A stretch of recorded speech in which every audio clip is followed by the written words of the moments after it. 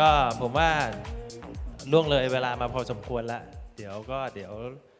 อนอื่นนะครับก็สวัสดีนะครับแขกผู้มีเกียรติทุกท่านนะครับที่วันนี้เนี่ยสละเวลามานะครับก็เนื้อหาในวันนี้อันนี้คุณแนนนะครับผมจะมาช่วยผมวันนี้สวัสดีค่ะก็จะเป็นเกี่ยวกับหลักๆก็คือเป็นตัวแอปพลิเคชันต่างๆของผลิตภัณฑ์ยี่ห้อ Barix นะครับก็วันนี้ก่อนอื่นเลยผมแนะนำนะครับเราได้รับเกียรติจาก MD ของทาง Barix นะครับคุณเลโทแบรนเดอร์ครับผมสวัสดีครับสวัสดีครับแล้วก็จะมีการวันนี้แปลเนี่ยได้รับความช่วยเหลือจากพี่แอดพงศักดิ์นะครับก็เดี๋ยวเราเริ่มงานเลยแล้วกันนะครับเพราะว่าจะได้ไม่เสียเวลาเพราะว่าเนื้อหาเนี่ยค่อนข้างเยอะเหมือนกันนะครับโอเคครับผมครับแป๊บนึงขอเสริมนิดนึงค่ะคือในแฟ้มอะค่ะจะมีเอกสารทั้งหมดคือจะมี agenda แล้วก็มีโบรชัวร์แล้วก็จะมีแบบสอบถามเกี่ยวกับการสื่อสารของจากทางฟิวชั่นออกไปแล้วก็รบกวนช่วยทำแบบสอบถามแล้วก็ให้ไว้ที่น้องข้างหน้าโต๊ะรีเซพชันเลยนะคะแล้วก็จะมีกระดาษโน้ตแผ่นเล็กๆกรณีถ้าใครมีคำถามสามารถเขียนคำถามแล้วก็ให้กับพนักงานฟิวชั่นทุกคนได้เลยค่ะแล้วเราจะรวบรวมคำถามมาเพื่อตอบทีเดียวในตอนท้ายเซสชันหรือถ้าใครมีไลน์แอดของบริษัทอยู่แล้วของฟิวชั่นอยู่แล้วค่ะสามารถยิงถามคำถามเข้ามาในที่ไลน์แอดก็ได้ค่ะทางเราจะรวบรวมมาให้คุณเลโต้ตอบให้นะคะขอบคุณค่ะ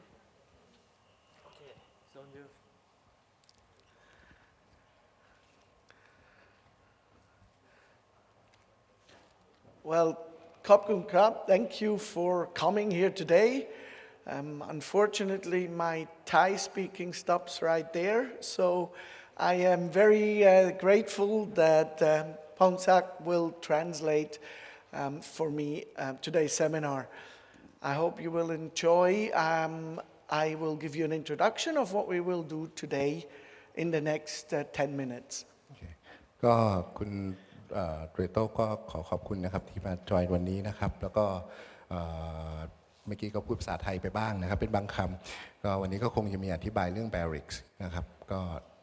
เดี๋ยวก็คงเริ่มกันเลยนะครับ Okay, my name is Reto Brader. I'm CEO of Barix. Barix is located in Switzerland. แนะนำตัวครับเขาชื่อเรโต้เบรเดอร์นะครับเป็น CEO ของ Barix นะครับเป็นบริษัทที่อยู่ในสวิตเซอร์แลนด์นะครับ Barix is a pioneer in audio over IP as well as control over IP technology. The company was founded in the year 2000. Just to remind you, the first iPod came out in 2001.So we're very much at the edge of compressed audio over IP. ก็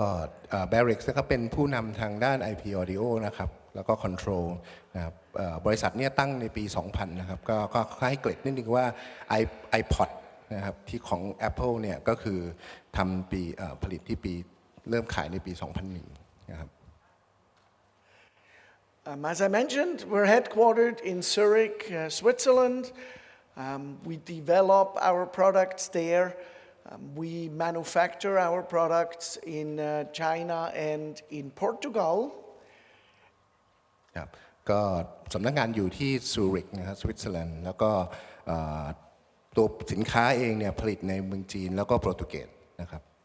And what we're producing is mainly little boxes like these.And you can see a lot of these in the back there. And today we'll talk a bit about what these boxes are good for and where they can be used in audio applications of a big variety. ก็สินค้าของ Barix ก็เป็นกล่องแบบนี้แหละครับแล้วก็ยังมีอยู่อีกหลายๆกล่องเลยที่อยู่ด้านหลังนะครับเดี๋ยววันนี้เรามาพูดกันว่าในกล่องนี้มันทำอะไรได้บ้างในเกี่ยวกับแอปพลิเคชันที่เป็น audio นะครับ There's more than 450,000 of these boxes out there in the market in use today, and we're growing every year by at least 10%. ก็ขายไปแล้วเนี่ยประมาณ 450,000 ยูนิตนะครับแล้วก็โตขึ้น 10% กับปีนี้ So first of all, I would like to extend the greetings from my Barix team in Switzerland. อันนี้ก็เริ่มก็จากการที่ขอแนะนำทีมนะครับสวัสดีจากทีม Barix ในสวิตเซอร์แลนด์นะครับ We're not a very big company. We're about 30 people. ก็บริษัทไม่ได้ใหญ่มากนะครับมีพนักงานอยู่ประมาณ30 คนได้ And this picture has been taken almost exactly 1 year ago in Switzerland at our company event. And as you can see right now in Switzerland, it's winter, there is snow, so I'm very happy to be here. ครับก็ภาพนี้ถ่ายเมื่อประมาณปีที่แล้วนะครับก็จะเห็นได้ว่าก็หิมะตกนะครับที่นั่นแล้วก็รู้สึกดีใจมากที่ได้อยู่ที่นี่เวลานี้ครับ Most of our staff are development engineers, software and hardware engineers, and a very big part are pre-sales and post-sales support engineers, because that's one of the things that's very important to us is a highly skilled support for our clients and our partners. ครับพนักงานส่วนใหญ่ก็จะเป็นในหน่วยงานของ development นะครับการพัฒนาแล้วก็ software engineer นะครับแล้วก็ในส่วนของ pre-sale แล้วก็ after sale support นะครับเนื่องจากว่าสินค้าเราเนี่ยเราเน้นเรื่องว่ามี support ดีนะครับ As a company, we're ISO 9001 certified. ก็เรามี certification นะครับเป็น ISO นะครับ9001 2015 Because quality is very important to us. เนื่องจากว่าคุณภาพเป็นเรื่องสำคัญมากสำหรับเรา Let me talk a bit about the value proposition of what we are bringing to the market. เราก็มาดูว่า Barix เนี่ยคุณค่าของ Barix เนี่ยมันอยู่ตรงไหนนะครับ We consider ourselves being a provider of building blocks and solutions for audio and control over IP. ก็เราก็จะเราเป็นบริษัทที่สร้างอุปกรณ์ที่เป็นเหมือนกับเป็นบล็อกเลโก้อะไรอย่างเงี้ยครับเพื่อเชื่อมต่อให้เป็นโซลูชันของ Audio กับ Control ผ่าน IP Yeah, some people call us the Lego blocks because you actually have to put these boxes together to make complete solutions to address audio problems with Barix devices. ก็บางคนก็เรียกเป็น Lego blocks เหมือนผมเมื่อกี้ก็คือมันก็เอามาเชื่อมต่อกันเพื่อสำหรับการแก้ปัญหาแล้วก็ทำโซลูชันสำหรับ Audio ผ่าน IP This block approach gives us an edge over complete solutions. Many times we can provide solution at better prices, much more focused on what the customer tries to achieve. ก็การที่เราเป็นกล่องเป็นโซลูชันที่เป็นกล่องแบบนี้ที่มาเชื่อมต่อได้เนี่ยมันทำให้โซลูชันของเราเนี่ยนำหน้าเนื่องจากสามารถที่ทำได้ในราคาที่ถูกกว่านะฮะในบางกรณีนะครับ The disadvantage is that you actually have to put systems together from these blocks, and we don't just have a one-size-fits-all kind of, here is a paging solution. มีข้อเสียอย่างเดียวก็คือว่าเนื่องจากว่ามันเป็นบล็อกโซลูชันนะครับก็คือคุณจะต้องมีคนที่เอาทุกอย่างนี่มาเชื่อมต่อกันเราไม่มีโซลูชันที่แบบว่ามีสินค้าตัวเดียวแล้วใช้ได้หมดเกี่ยวกับทุกงานเลยไม่มีนะครับต้องเอามาประกอบกันSo pre-sale support is very important in this form of business. We help the clients, we help you, but we also help our partners coming up with the ideal solution for the job at hand. โอเคก็คือpre-sales เป็นเรื่องสำคัญสำหรับเราเนื่องจากว่าเราต้องมาดูเพื่อเลือกหาโซลูชันที่เหมาะสมกับลูกค้าให้ดีที่สุดนะครับ And we're very happy and grateful that with Fuzion Far East we have found a partner here in Thailand that actually has the technical knowledge and understanding for our products. ก็โชคดีที่ในประเทศไทยเรามี Fuzion Far East นะครับที่มีความรู้ทางด้านเทคนิคพอที่จะช่วยสร้างโซลูชันนี้ให้กับลูกค้านะครับ And it is my goal today in this seminar to show you what kind of solutions you can do with Barix devices and to inspire you when your next customer has a need that you can say, maybe I can do this with Barix. ก็คือหน้าที่เขาวันนี้ก็คือมาช่วยสร้างแรงบันดาลใจว่าสินค้าของ Barix เนี่ยเอาไปใช้เป็นโซลูชันอะไรกับลูกค้าของท่านได้บ้างหรือสำหรับองค์กรของท่านได้บ้างนะครับ We are known for high quality products, for reliable products, easy to integrate, with a long life of the hardware, and with a very openness to standards. ยอดของเราก็มีชื่อเสียงในด้านของคุณภาพของตัวสินค้านะครับแล้วก็ความคงทนของตัวอุปกรณ์แล้วก็ความที่มีโปรโตคอลที่เป็นมาตรฐานนะครับใช้กับโปรโตคอลมาตรฐานทั่วไปได้แล้วก็มีซอฟต์แวร์ตัวที่สามารถใช้ได้ง่ายนะครับ Yeah, so what we achieve with this is that most of the time when we're involved, we can provide a better solution to the customer, a lower cost solution many times, but definitely a much more targeted solution than if you buy some off-the-shelf, one-size-fits-all product. ซึ่งเราก็จะมีสินค้าที่สามารถตอบโจทย์ได้ตรงความต้องการของท่านมากกว่าจากสินค้าอื่นๆที่สร้างมาหวานแหคือใช้สารพัดโครงสร้างเลยอันนี้เราก็จะทำได้ตรงประเด็นและราคาดีกว่านะครับ Okay, let me talk a few phrases about Barix's market focus. And before I start with some pictures here, I think the audio over IP market, from our point of view, can be divided in two worlds. There is the world of local audio installation where I need high synchronicity, where it is very important that my signals are at reaching the endpoints synchronous, and that's the world of Dante, of AES-67, and of other IP-based audio networking technologies. ก็จะแบ่งตลาดเป็น2กลุ่มนะครับกลุ่มแรกก็คือกลุ่มที่เป็น local audio ซึ่งในกลุ่มนี้ก็จะเหมือนกับพวกดังเต้เหมือนกับ AES นะครับที่ใช้สำหรับในการส่งจากจุดหนึ่งไปถึงจุดหนึ่งนะครับ In that world, nobody actually really wants to mix too much open internet and data traffic on the IP network that they're using for audio. ซึ่งในกลุ่มนั้นเนี่ยก็ไม่ได้มีใครวางแผนไว้สำหรับใช้ในระบบที่เป็นกลุ่มอินเทอร์เน็ตนะครับไม่ได้ส่งผ่านอินเทอร์เน็ตเป็นหลักนะครับ Now, audio over IP has a second world, which is the world of actually transporting audio over the standard data network available at a location. ก็จะมีอีกอันหนึ่งก็คือจะเป็นเรื่องของการส่งเสียงผ่านโครงสร้างเน็ตเวิร์กที่เป็นมาตรฐานนะครับแทนที่จะเป็นกลุ่มแรกที่ว่า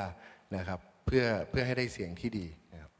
And this is where Barix is at home. So we're specializing on audio over standard IP networks, over the standard IP infrastructure that's being used for data, for internet, for email, for all that kind of traffic. อันนี้ก็คือเป็นโลกของBarix และที่เรามีความชำนาญเป็นพิเศษที่จะทำการส่งเสียงไปในระบบเน็ตเวิร์กแบบมาตรฐานที่เราใช้ในการส่งอีเมลดูเว็บไซต์ดูนู่นนี่นั่นนะครับ So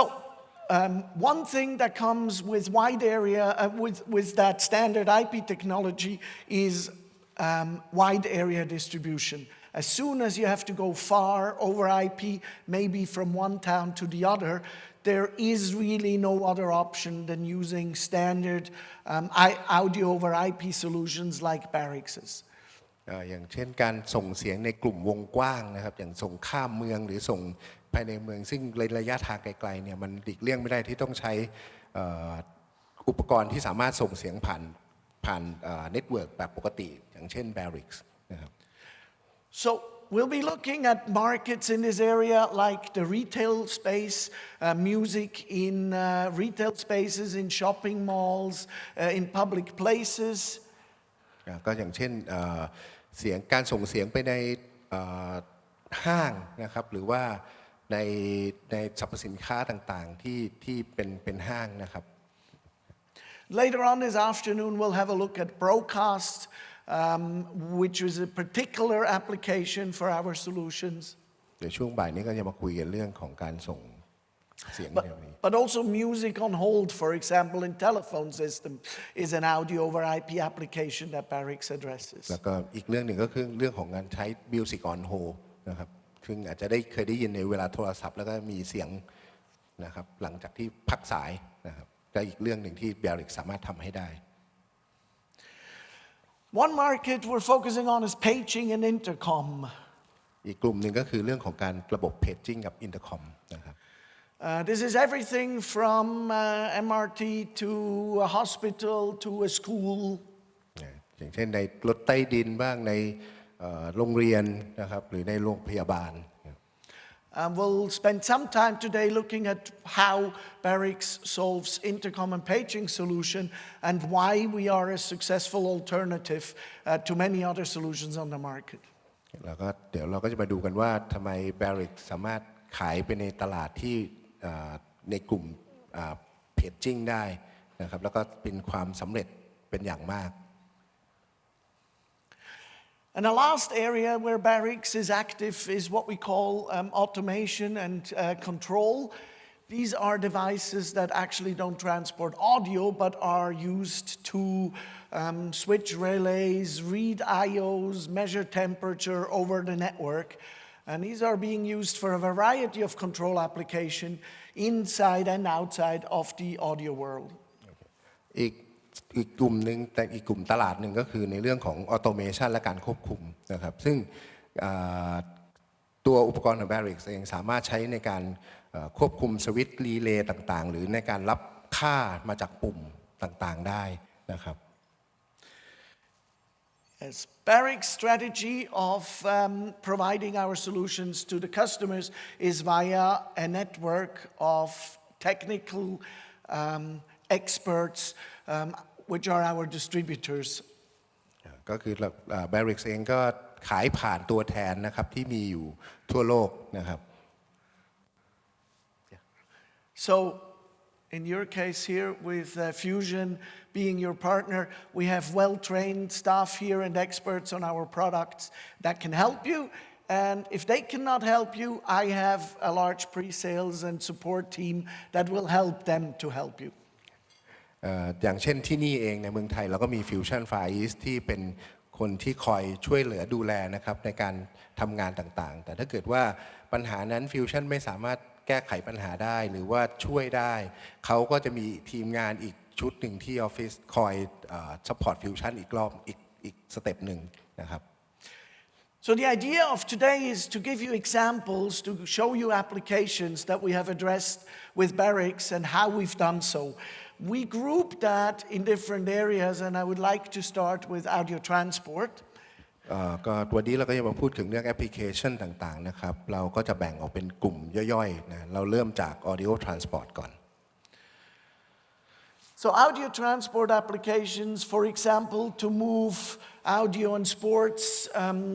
events or from one sports location to the other. ก็อย่างกลุ่มที่เป็นตัวอย่างอันแรกก็คือกลุ่มของงานกีฬานะครับก็คือส่งเสียงจากที่หนึ่งไปยังอีกที่หนึ่งนะครับ For live events. And now in live events, what do I mean? For example, the New Year's Eve fireworks in Sydney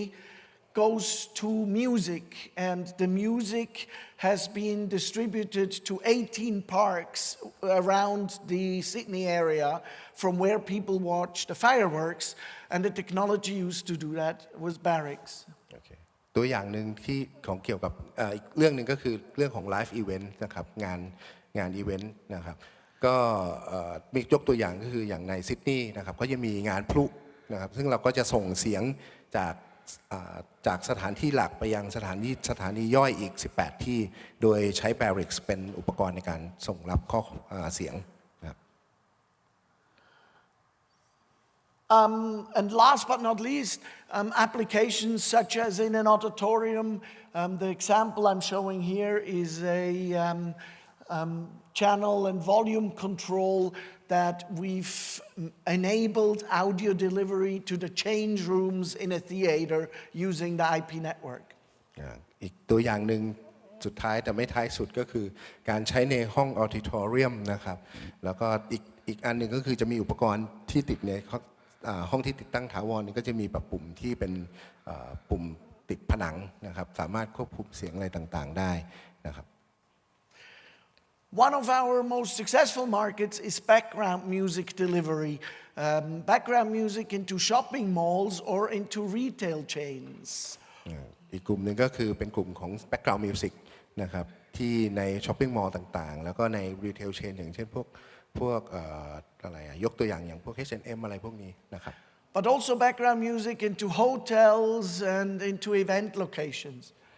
อีกกลุ่มหนึงก็คือใช้ในโรงแรมได้นะครับแล้วก็พวกอีเวนต์ต่างๆเล็กๆนะครับ Just to mention a few, the largest food retailer in Switzerland called Co-op delivers background music to every of their 1,700 stores using Barix. ก็อีกยกตัวอย่างอีกอันหนึ่งก็คือเขาพูดถึงตัว Co-op ในสวิตเซอร์แลนด์นะครับซึ่งส่งเสียง background music ไปผ่านอินเทอร์เน็ตไปยังสาขาย่อยๆเนี่ย 1,700 สาขาทั่วประเทศ And I'm sure you are familiar with Swarovski stores, the glittery glass gems. Swarovski has a chain of stores around the world. It's about 1,800 stores. And the background music for all these stores is created in one agency in Germany and is being distributed around the world into these stores using Barix solutions. อีกตัวอย่างหนึ่งก็คือชวารอฟสกี้นะครับมีช็อปอยู่ทั่วโลกเนี่ย 1,800 สาขา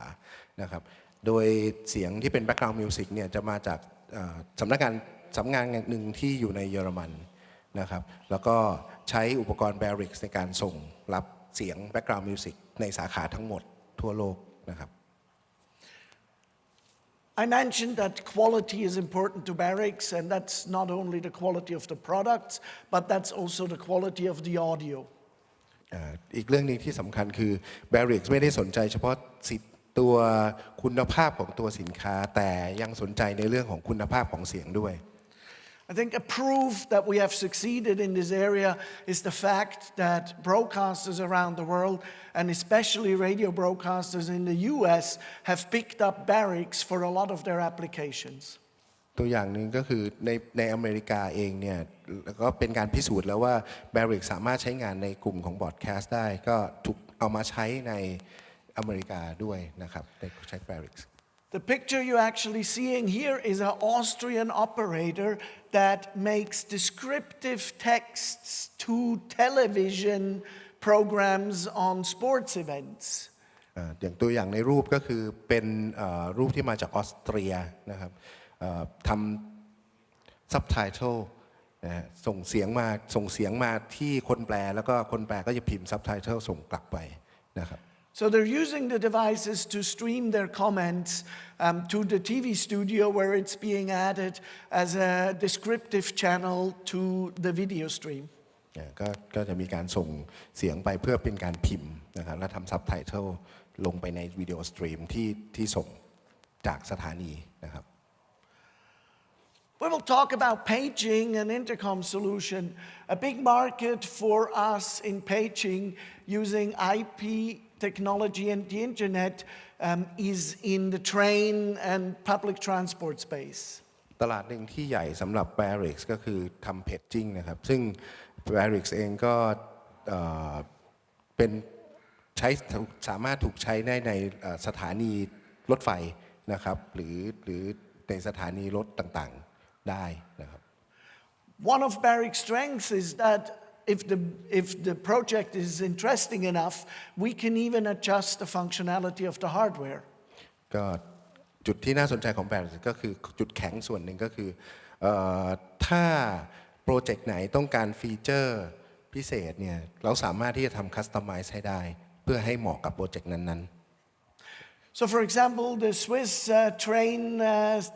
operator has asked for a box that can decode audio announcements but also have relays to switch on which platform the announcement should actually happen. ก็อย่างอุปกรณ์กลุ่มนี้ในสถานีรถเนี่ยสามารถที่จะเอามาคืออย่างตัวอย่างเนี่ยครับก็คือตัว Barix จะถูกไปใช้ในสถานีแล้วก็สามารถที่จะสั่งให้ ใช้เสียงในแต่ละสถานในแพลตฟอร์มต่างๆเนี่ยแยกกันได้นะครับ Yeah, and that's not just in Switzerland. The Sao Paulo Metro, New Jersey Transit, and I believe even here, Barix devices are being used for announcement distribution. ก็มีใช้ในเซาเปาโลเมโทรนะครับแล้วก็นิวเจอร์ซีย์นะครับรวมถึงที่นี่ก็เชื่อว่าน่าจะใช้ Barix อยู่ด้วยนะครับ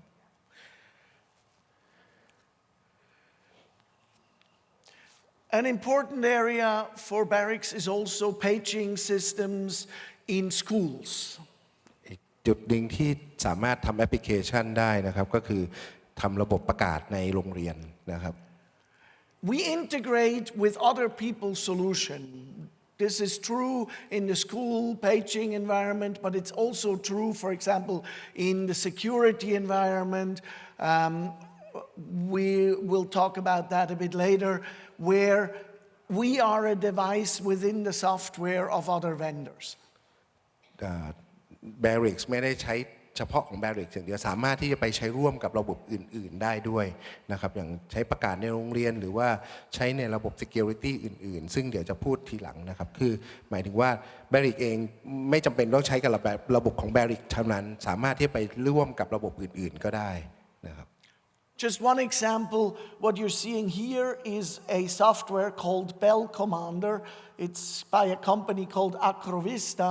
and it is all a principal that the school needs to make school bells, make announcements, make storm warnings, and manage all this.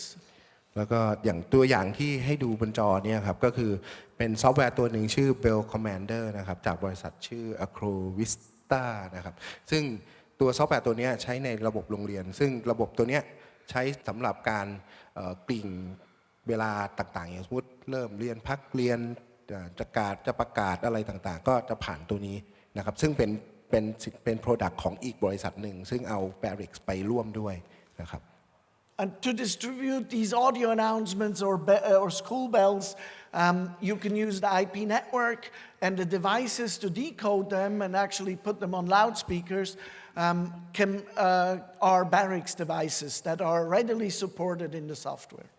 ซึ่งอย่างตัวอย่างนี้ก็คือจะใช้อุปกรณ์รับเสียงเข้าไปนะครับแล้วก็ไปแปลงแล้วก็จะมีตัวอุปกรณ์อีกชุดหนึ่งที่เป็น Barix เหมือนกันที่จะใช้ในการเอาไปเชื่อมต่อลำโพงนะครับเพื่อส่งเสียงออกไปตามจุดต่างๆครับ But we also do very unique solutions, and one of my goals here today is to inspire you with what could be done with Barix so we get into a communication and maybe solve your next problem. Okay. Barix เองเนี่ยมันมีโซลูชันที่เฉพาะตัวในหลายๆเรื่องนะครับซึ่งจริงๆจะต้องมานั่งคุยกันว่าเราจะทำอะไรแล้วก็ Barix จะสามารถไปช่วยในโปรเจกต์ต่างๆได้ยังไงนะครับ We'll look more into this solution here in Dubai Parks, but as a summary, what we have done is we've built the announcement and control system for these trains on rubber here that run between the different parks in Dubai Park. It's all Barix based. ยกตัวอย่างเช่นอันนี้นะครับเป็นรถจริงๆใช้คำว่ารถทัศนาจรหรือรถนำเที่ยวก็ได้ใช้อยู่ในดูไบพาร์คนะครับซึ่งก็จะเอา Barix ไปใช้ติดตั้งในรถแต่ละคันนะครับในดูไบพาร์ค And that this solution, the customer told us that at the end it costed about a third of the next possible solution that was offered to them. อย่างตัวอย่างนี้ก็คือเมื่อนำ Barix มาใช้เนี่ยก็มีคนมาเสนอราคาเยอะเลยแต่ว่าโซลูชันของ Barix เนี่ยราคาแค่1 ใน 3ของคู่แข่งอื่นๆนะครับที่นำเสนอนะครับ Just one other example of a special solution. In Denver, they're using Barix devices to monitor the noise around the airport by putting 60 microphone locations and then using Barix devices to bring this back to an analysis computer. อีกตัวอย่างหนึ่งที่สามารถเอา Barix ไปใช้ได้เป็นเรื่องของการ monitoring นะครับก็คืออย่างตัวอย่างในภาพนี่ก็คือเป็นสนามบินเดนเวอร์ซึ่งก็จะมีไมโครโฟนอยู่ทั้งหมดเนี่ย60 ตัวอยู่รอบสนามบินเพื่อทำการมอนิเตอร์ระดับสัญญาณระดับความดังเสียงที่ในสนามบินว่าเป็นอย่างไรบ้างนะครับ A very important area for us is audio to the mobile phone. We'll spend some time on that. อีกโซลูชันหนึ่งที่น่าสนใจก็คือการส่งเสียง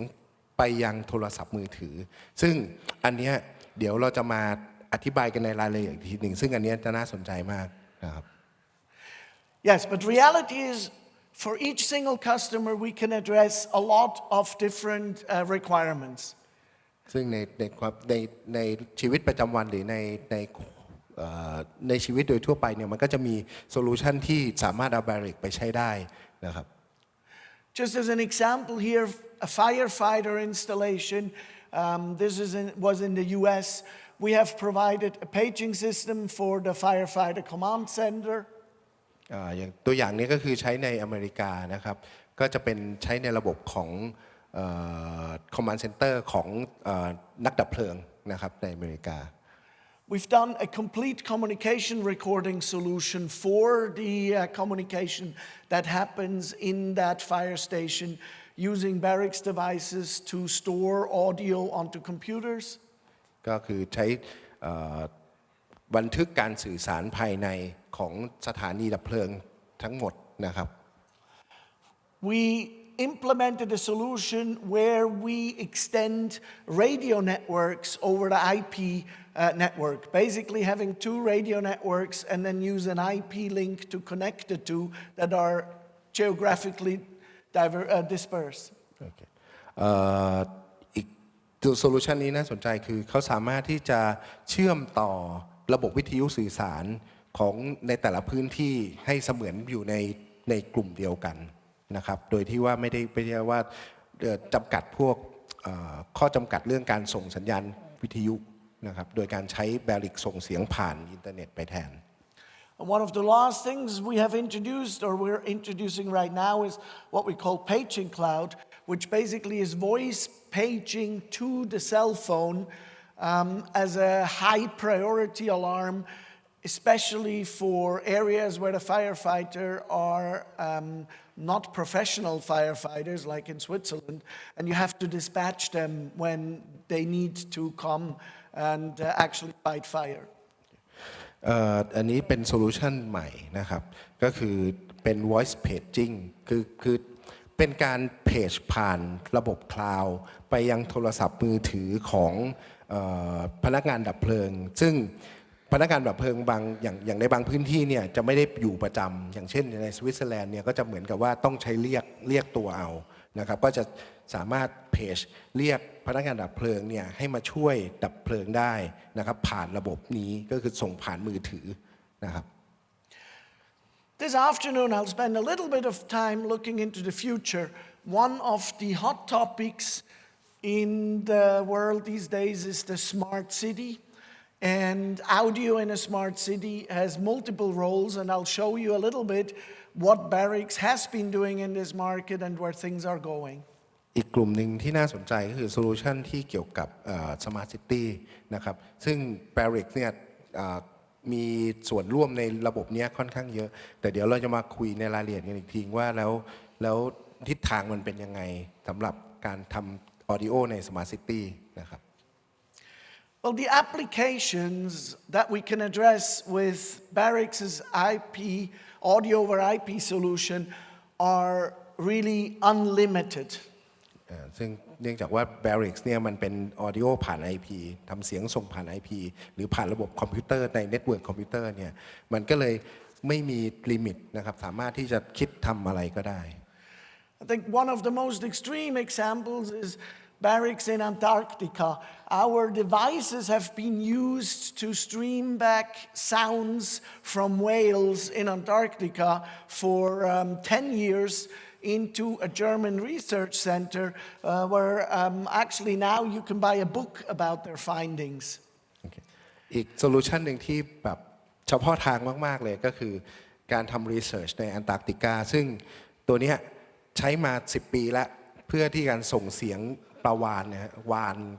ที่อยู่ในทะเลเนี่ยส่งกลับไปยังบริษัทที่เก็บข้อมูลที่อยู่ในเยอรมันนะครับแล้วก็ถ้าสนใจก็ยังมีหนังสือที่เขียนเนี่ยครับชื่อ Listening in the Ocean นะครับเรื่องเกี่ยวกับพวกเนี้ย research ตัวนี้ครับใช้ Barix I would like to finish this introduction with what I consider a funny story. อยากจะจบเริ่มในการแนะนำตัวนะครับด้วยเรื่องขำขันนิดหน่อยนะครับ On May 1st, 2017, I received this email from a client of us who wrote that he is successfully using Barix devices to stream and to play music to 3,000 cows on 30 acres of land. ก็ตอนวันที่1 พฤษภาปี 2017 เนี่ยเขาได้รับอีเมลอันหนึ่งมาจากลูกค้าบอกว่าเขาได้ทำการติดตั้งระบบที่ส่งเสียงเพลงไปยังวัว 3,000 ตัวที่อยู่ในพื้นที่ 30 เอเคอร์นะครับ Yeah, I was surprised. I thought he's very nice to his cows. But of course, I was very curious whether there is any scientific background to this. ก็เลยก็ดีนะที่แบบว่ามีแบบใจดีมากเลยเปิดเพลงให้วัวฟังแล้วมันมีอะไรที่มันเกี่ยวข้องเลยทำไมต้องเปิดเพลงให้ฟังด้วย And I went to the internet, and what I found is that there's some research done by a UK university that actually found out if you play slow music to cows, they give 0.73 liters more milk per day in the UK. เขาก็เลยไปหาข้อมูลในอินเทอร์เน็ตปรากฏว่ามีรีเสิร์ชหนึ่งบอกว่าถ้าเปิดเพลงให้ฟังเนี่ยวัวจะสามารถผลิตน้ำนมออกมาได้มากขึ้นประมาณ0.73 ลิตรก็730 ซีซีเนี่ยแต่ละวันนะครับมากขึ้นกว่าปกติอันนี้มีรีเสิร์ชไว้ด้วย So times 3,000 dairy cows, this is a true business case. ก็ลองเอาไปคูณดูครับวัว 3,000 ตัวแต่ละตัวผลิตได้730 ซีซีเพิ่มขึ้นได้เงินเท่าไหร่นะครับ What I found interesting is they found out that it has to be slow music. จากที่ไปค้นคว้ามาเนี่ยก็คือเพลงที่เราฟังต้องเป็นเพลงแบบช้าๆนะครับ If you've ever been to Switzerland, you would have realized that Swiss cows wear these very big bells. ถ้าไปสวิตเซอร์แลนด์ก็จะเห็นว่าวัวในสวิตเซอร์แลนด์เนี่ยจะมี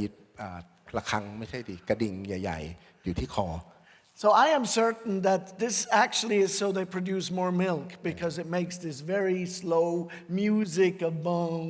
bong. ก็เลยเป็นอย่างนี้นี่เองว่าทำไมวัวในสวิตเซอร์แลนด์ถึงได้มีกระดิ่งหรือกระดิ่งเนี่ยอยู่ที่คอเพื่อว่าจะได้ฟังเสียงเพลงแบบก้องแกง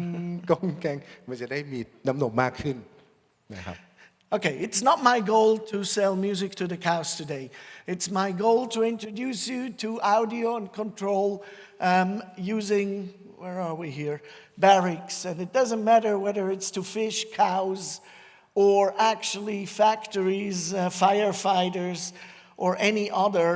infrastructure that requires audio to be sent. ก็หน้าที่เขามาก็คือวันนี้มาช่วยสร้างแรงบันดาลใจว่าแล้วในลูกค้าในกลุ่มต่างๆเหล่านี้จะช่วยทำให้ชีวิตดีขึ้นได้ยังไงไม่ว่าจะเป็นนักดับเพลิงจะเป็นวัวจะเป็นครูจะเป็น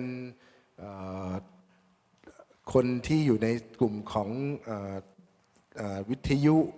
หรืออะไรก็แล้วแต่นะครับว่าจะทำให้โซลูชันเนี่ยออกมาได้อย่างไรนะครับอันนี้หน้าที่เขาสำหรับวันนี้นะครับไม่ได้มาขายโต๊ะโปรดักต์ So, Kopkum Krop for having me, and let's get started with the first presentation on audio transport. งั้นก็ขอบคุณสำหรับอันนี้คือเรื่องของเฉพาะการแนะนำตัวนะครับว่า Barix เป็นใครมาจากไหนยังไงและเดี๋ยวเรามาจะเริ่มกันในชัปเตอร์ต่อไปว่าในเรื่องต่างๆเนี่ยจะมีอะไรบ้างนะครับในรายละเอียดครับ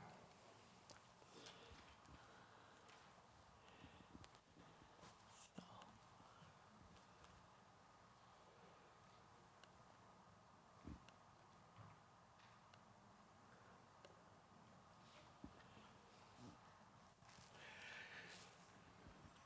The first topic I would like to address today is audio to the mobile. ข้อแรกที่จะพูดถึงในตอนเช้าวันนี้ก็คือเรื่องของการส่งเสียงไปยังโทรศัพท์มือถือ And I'm not talking about downloading music and playing it. I'm talking about live audio to the mobile. ไม่ได้หมายถึงการที่จะไปดาวน์โหลดเพลงมาฟังนะครับแต่หมายถึงการส่งสตรีมเสียงไลฟ์สดเนี่ยไปยังโทรศัพท์นะฮะ If you want to stream audio to the mobile, there is one important question that you have to ask yourself first. เรื่องสำคัญในการส่งสตรีมเสียงไปยังโทรศัพท์เรื่องสำคัญมากต้องถามตัวเองก่อนว่าคำถามนี้คือ The question is, what latency is acceptable? ความหน่วง latency เนี่ยรับได้ในค่าไหนนะครับ For example, if I want to show a video and I want you to be able to listen to the audio of that video on your mobile phone, I need near lip sync. หัวข้อแรกก็คืออย่างอันแรกก็คือว่า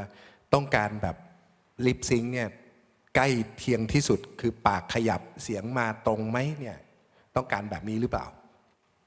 However, if I have live translation into 5 languages and I want to stream this to the mobile of the audience and I can listen to it, some seconds of delay don't really matter. แล้วแต่ถ้าเกิดว่าเป็นเรื่องของการแปลสมมุติต้องการส่งเสียงเนี่ย5 ภาษาในการแปลวิดีโอเสียงวิดีโอเนี่ยส่งไป5 ภาษาดีเลย์นิดหน่อย2 วินาทีนี่คงไม่มีปัญหามั้ง So both cases are possible, but they all have their disadvantages and they all have their advantages. มีทั้ง2ช้อยแต่ทั้ง2อย่างก็จะมีข้อดีข้อเสียแตกต่างกันนะครับทั้งของโปรดักต์ So, where am I?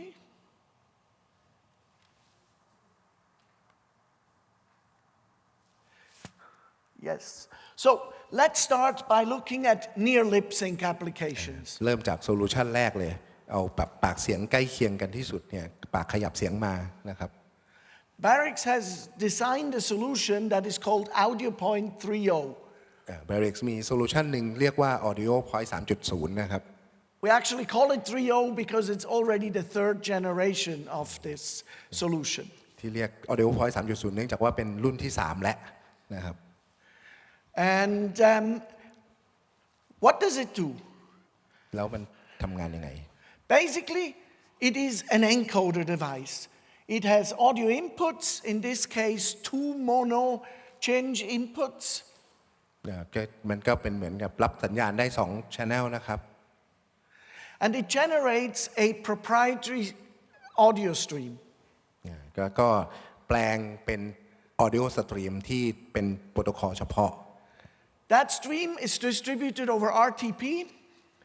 แล้วก็สตรีมนี้เป็น RTP นะครับเป็น real time protocol RTP unicast. เป็น unicast Goes to a router, goes to the Wi-Fi network, and can be picked up by the mobile phone. แล้วก็ส่งผ่านเราเตอร์ผ่าน Wi-Fi แล้วไปเข้าที่โทรศัพท์ We have actually set up a demo here where you can scan the application in the back and you can listen to it. I'll show this in a minute here. แล้วก็เราก็มีโชว์อยู่ด้านหลังนะครับก็คือเราเอาโทรศัพท์เนี่ยมาสแกน QR code เพื่อรับแอปพลิเคชันแล้วก็เลือก channel ต่างๆอยู่ด้านหลังมีนะครับเดี๋ยวจะโชว์ให้ดู So in order for this to work, we made a special encoder and we control the decoder, which means we provide an app on the phone that decodes the stream with lowest latency. เพื่อทำให้โซลูชันนี้เป็นไปได้เนี่ยเราก็จะมีตัวเข้ารหัสเป็นของเรานะครับของ Barix แล้วก็จะมีแอปพลิเคชันที่อยู่ในโทรศัพท์เพื่อเป็นการแปลงสตรีมนี้ให้ออกมาเป็นเสียงก็เป็นของ Barix เหมือนกันก็มีทั้ง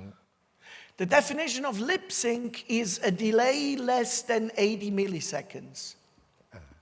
ถ้าในมาตรฐานของ Barix คำว่า near lip sync ก็คือปากกับเสียงตรงกันเนี่ย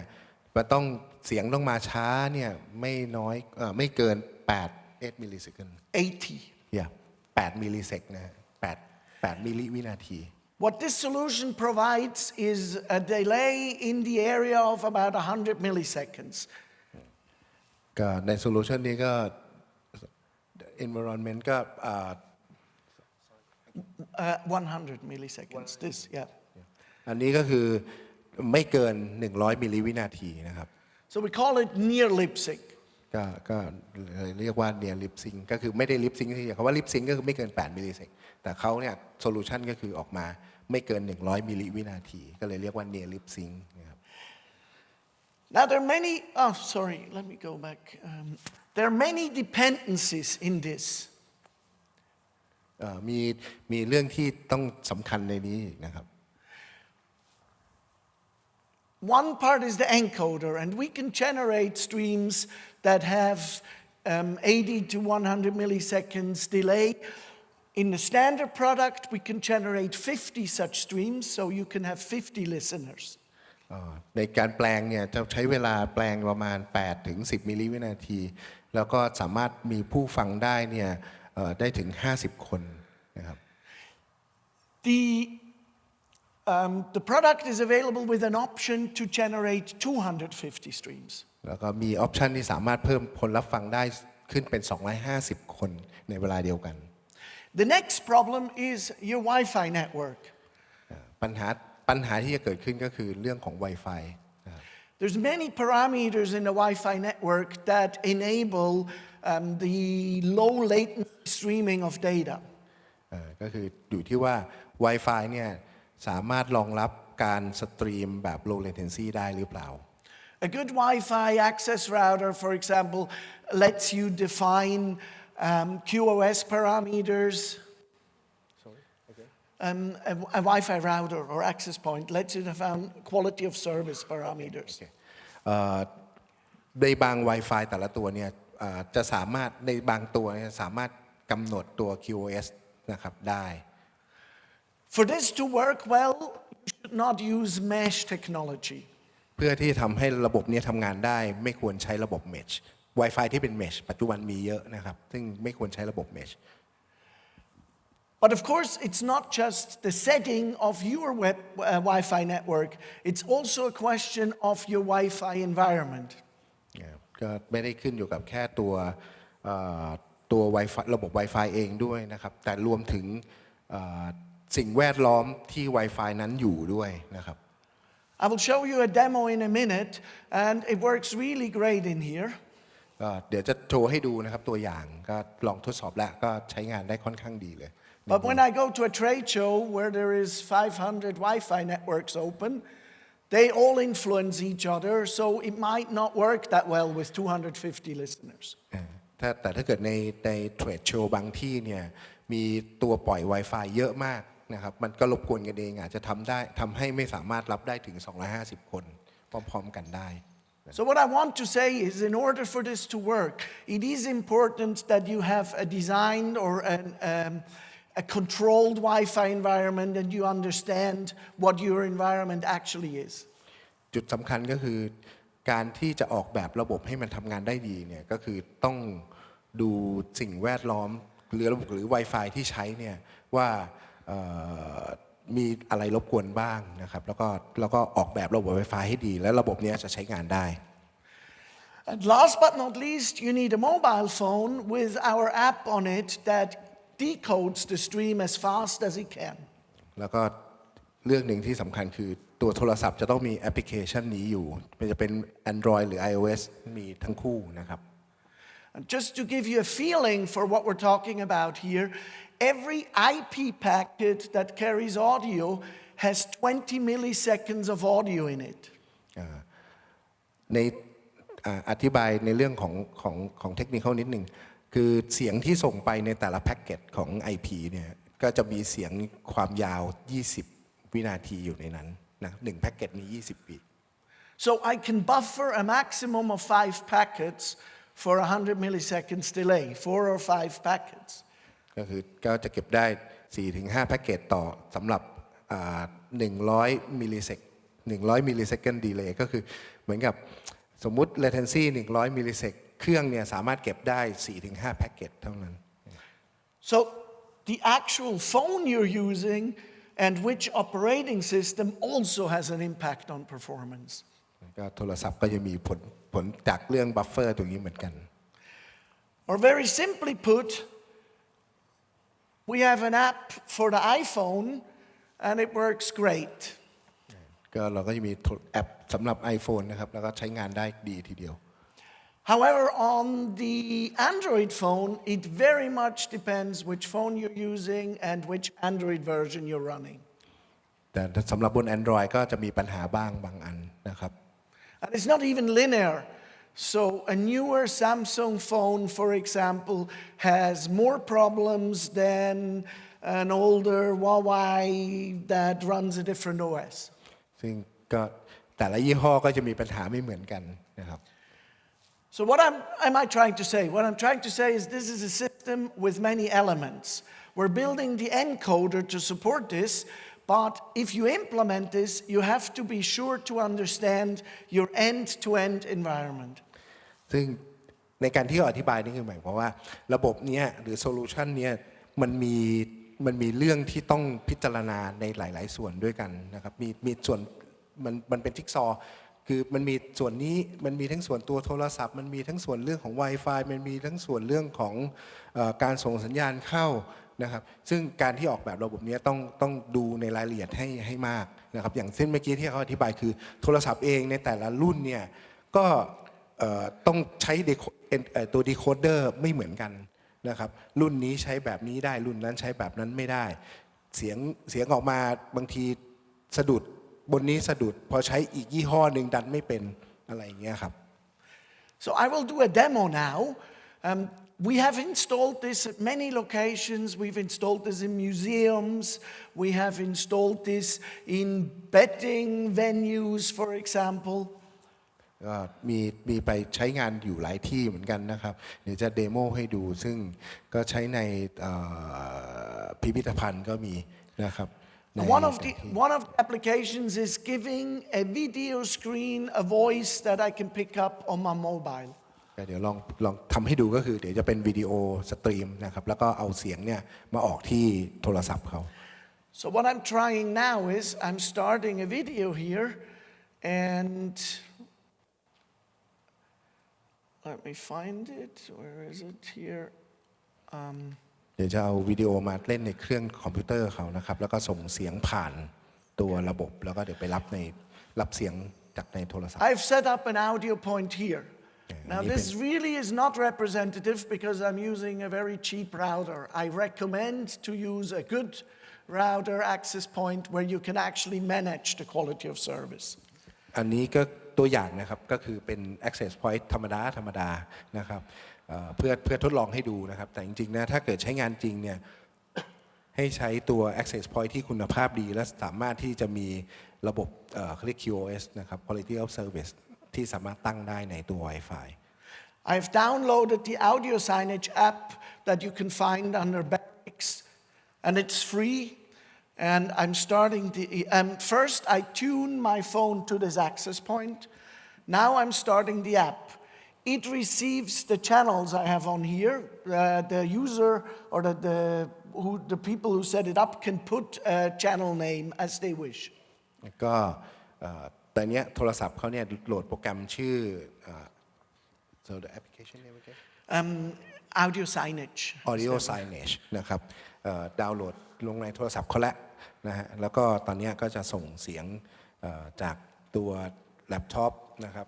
ผ่าน Audio Point 3.0 มาเข้าเราเตอร์ตัวนี้แล้วก็ส่งไปที่โทรศัพท์เขานะครับ So the video I'm going to play here, the audio from my computer goes into the audio point encoder, goes to this little Wi-Fi network I've done, is received by my mobile and is decoded here. ก็คือส่งเสียงมาเข้ารหัสที่กล่องนะครับส่งผ่านเราเตอร์แล้วก็ไปดีโคดไปถอดรหัสเสียงที่โทรศัพท์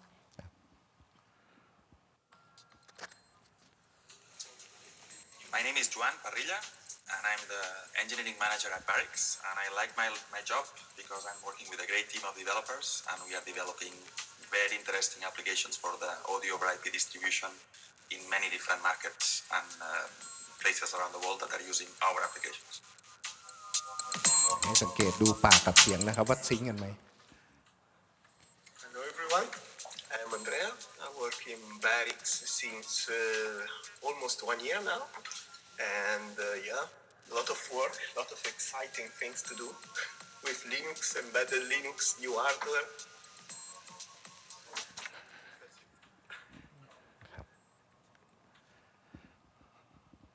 Okay, so I hope I was able to convince you that this is near lip sync. เชื่อว่าก็คงทำให้เชื่อได้ทำให้เห็นนะว่ามันเกือบจะลิปซิงค์แล้วนะครับคือดีเลย์นิดเดียว Yeah, and it wasn't my intention to scare you from this because it works really great, but you have to know and control your environment. ก็เท่าที่เห็นเนี่ยคือมันทำงานได้ค่อนข้างดีมากแต่ขึ้นอยู่กับหลายๆอย่างนะครับอย่างที่ว่าอยู่ที่ Wi-Fi ระบบ Wi-Fi ว่าทำงานดีไหมนะครับแล้วก็เรื่องของโทรศัพท์ที่จะใช้โอเคหรือเปล่าที่กับในระบบนี้ถ้าทุกอย่างทำงานได้เรียบร้อยก็จะได้ผลลัพธ์แบบเมื่อกี้ฮะก็คือปากกับเสียงเนี่ยเกือบจะซิงค์กันแล้วนิดเดียวเองนะครับ Okay, so the applications for Audio Point 3.0. Live event streaming to a mobile phone. For example, we have a lot of houses of worship that use this to help the hearing impaired in their community. So if you are hearing, yeah. ก็ตัวอย่างหนึ่งของแอปพลิเคชันนี้ก็คือใช้ใน House of Worship ก็คือจริงๆก็คือเหมือนวัดเหมือนโบสถ์เหมือนอะไรอย่างเงี้ยครับนะครับเพื่อ So today your mobile phone and your hearing aid work together and you can adjust all the parameters to make it sound according to how your hearing works. ก็อย่างเช่นโซลูชันนั้นก็คือสำหรับคนที่มีปัญหาทางการได้ยินนะครับก็คือคนที่ฟังสามารถที่จะปรับความดังเสียงได้ของตัวเองเลยชอบเสียงยังไงก็ปรับเสียงเอานะครับเพราะว่าเชื่อมต่ออยู่กับโทรศัพท์ของตัวเองนะครับไม่ได้ฟังจากลำโพงที่อยู่ในวัดนะครับ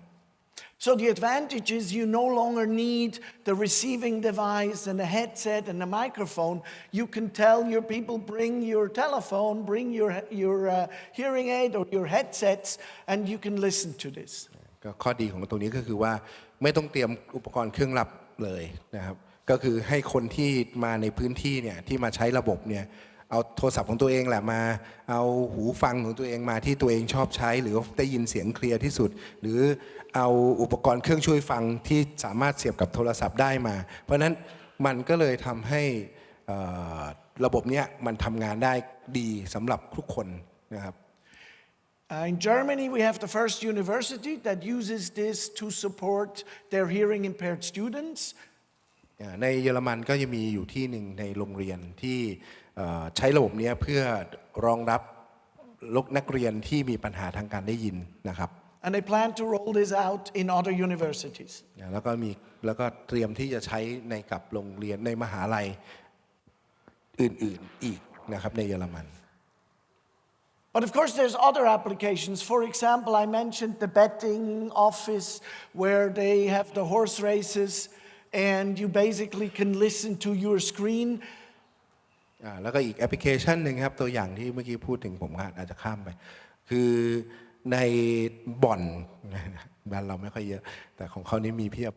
ในบ่อนการพนันสามารถที่จะดูอย่างสมมุติในการบอร์ดแคสต์การแข่งม้านะครับก็คนที่นั่งดูอยู่มันอาจจะมีหลายจอซึ่งคนที่นั่งดูสามารถเลือกได้ว่าฉันจะฟังเสียงจากจอไหนนะครับโดยใช้แอปพลิเคชันตัวนี้ So the application can read QR codes. So all you have to do is put a QR code next to the screen and people can use the phone to tune into the audio channel. วิธีการใช้ก็จะง่ายมากก็คือเขาเอา QR code ไปติดไว้ที่จอนะครับแต่ละจอเพราะนั้นคนที่อยากจะฟังจอไหนก็เอาตัวเองไปสแกน QR code ของจอนั้นแล้วก็จะได้ฟังเสียงที่มาจากจอนั้นโดยตรงนะครับ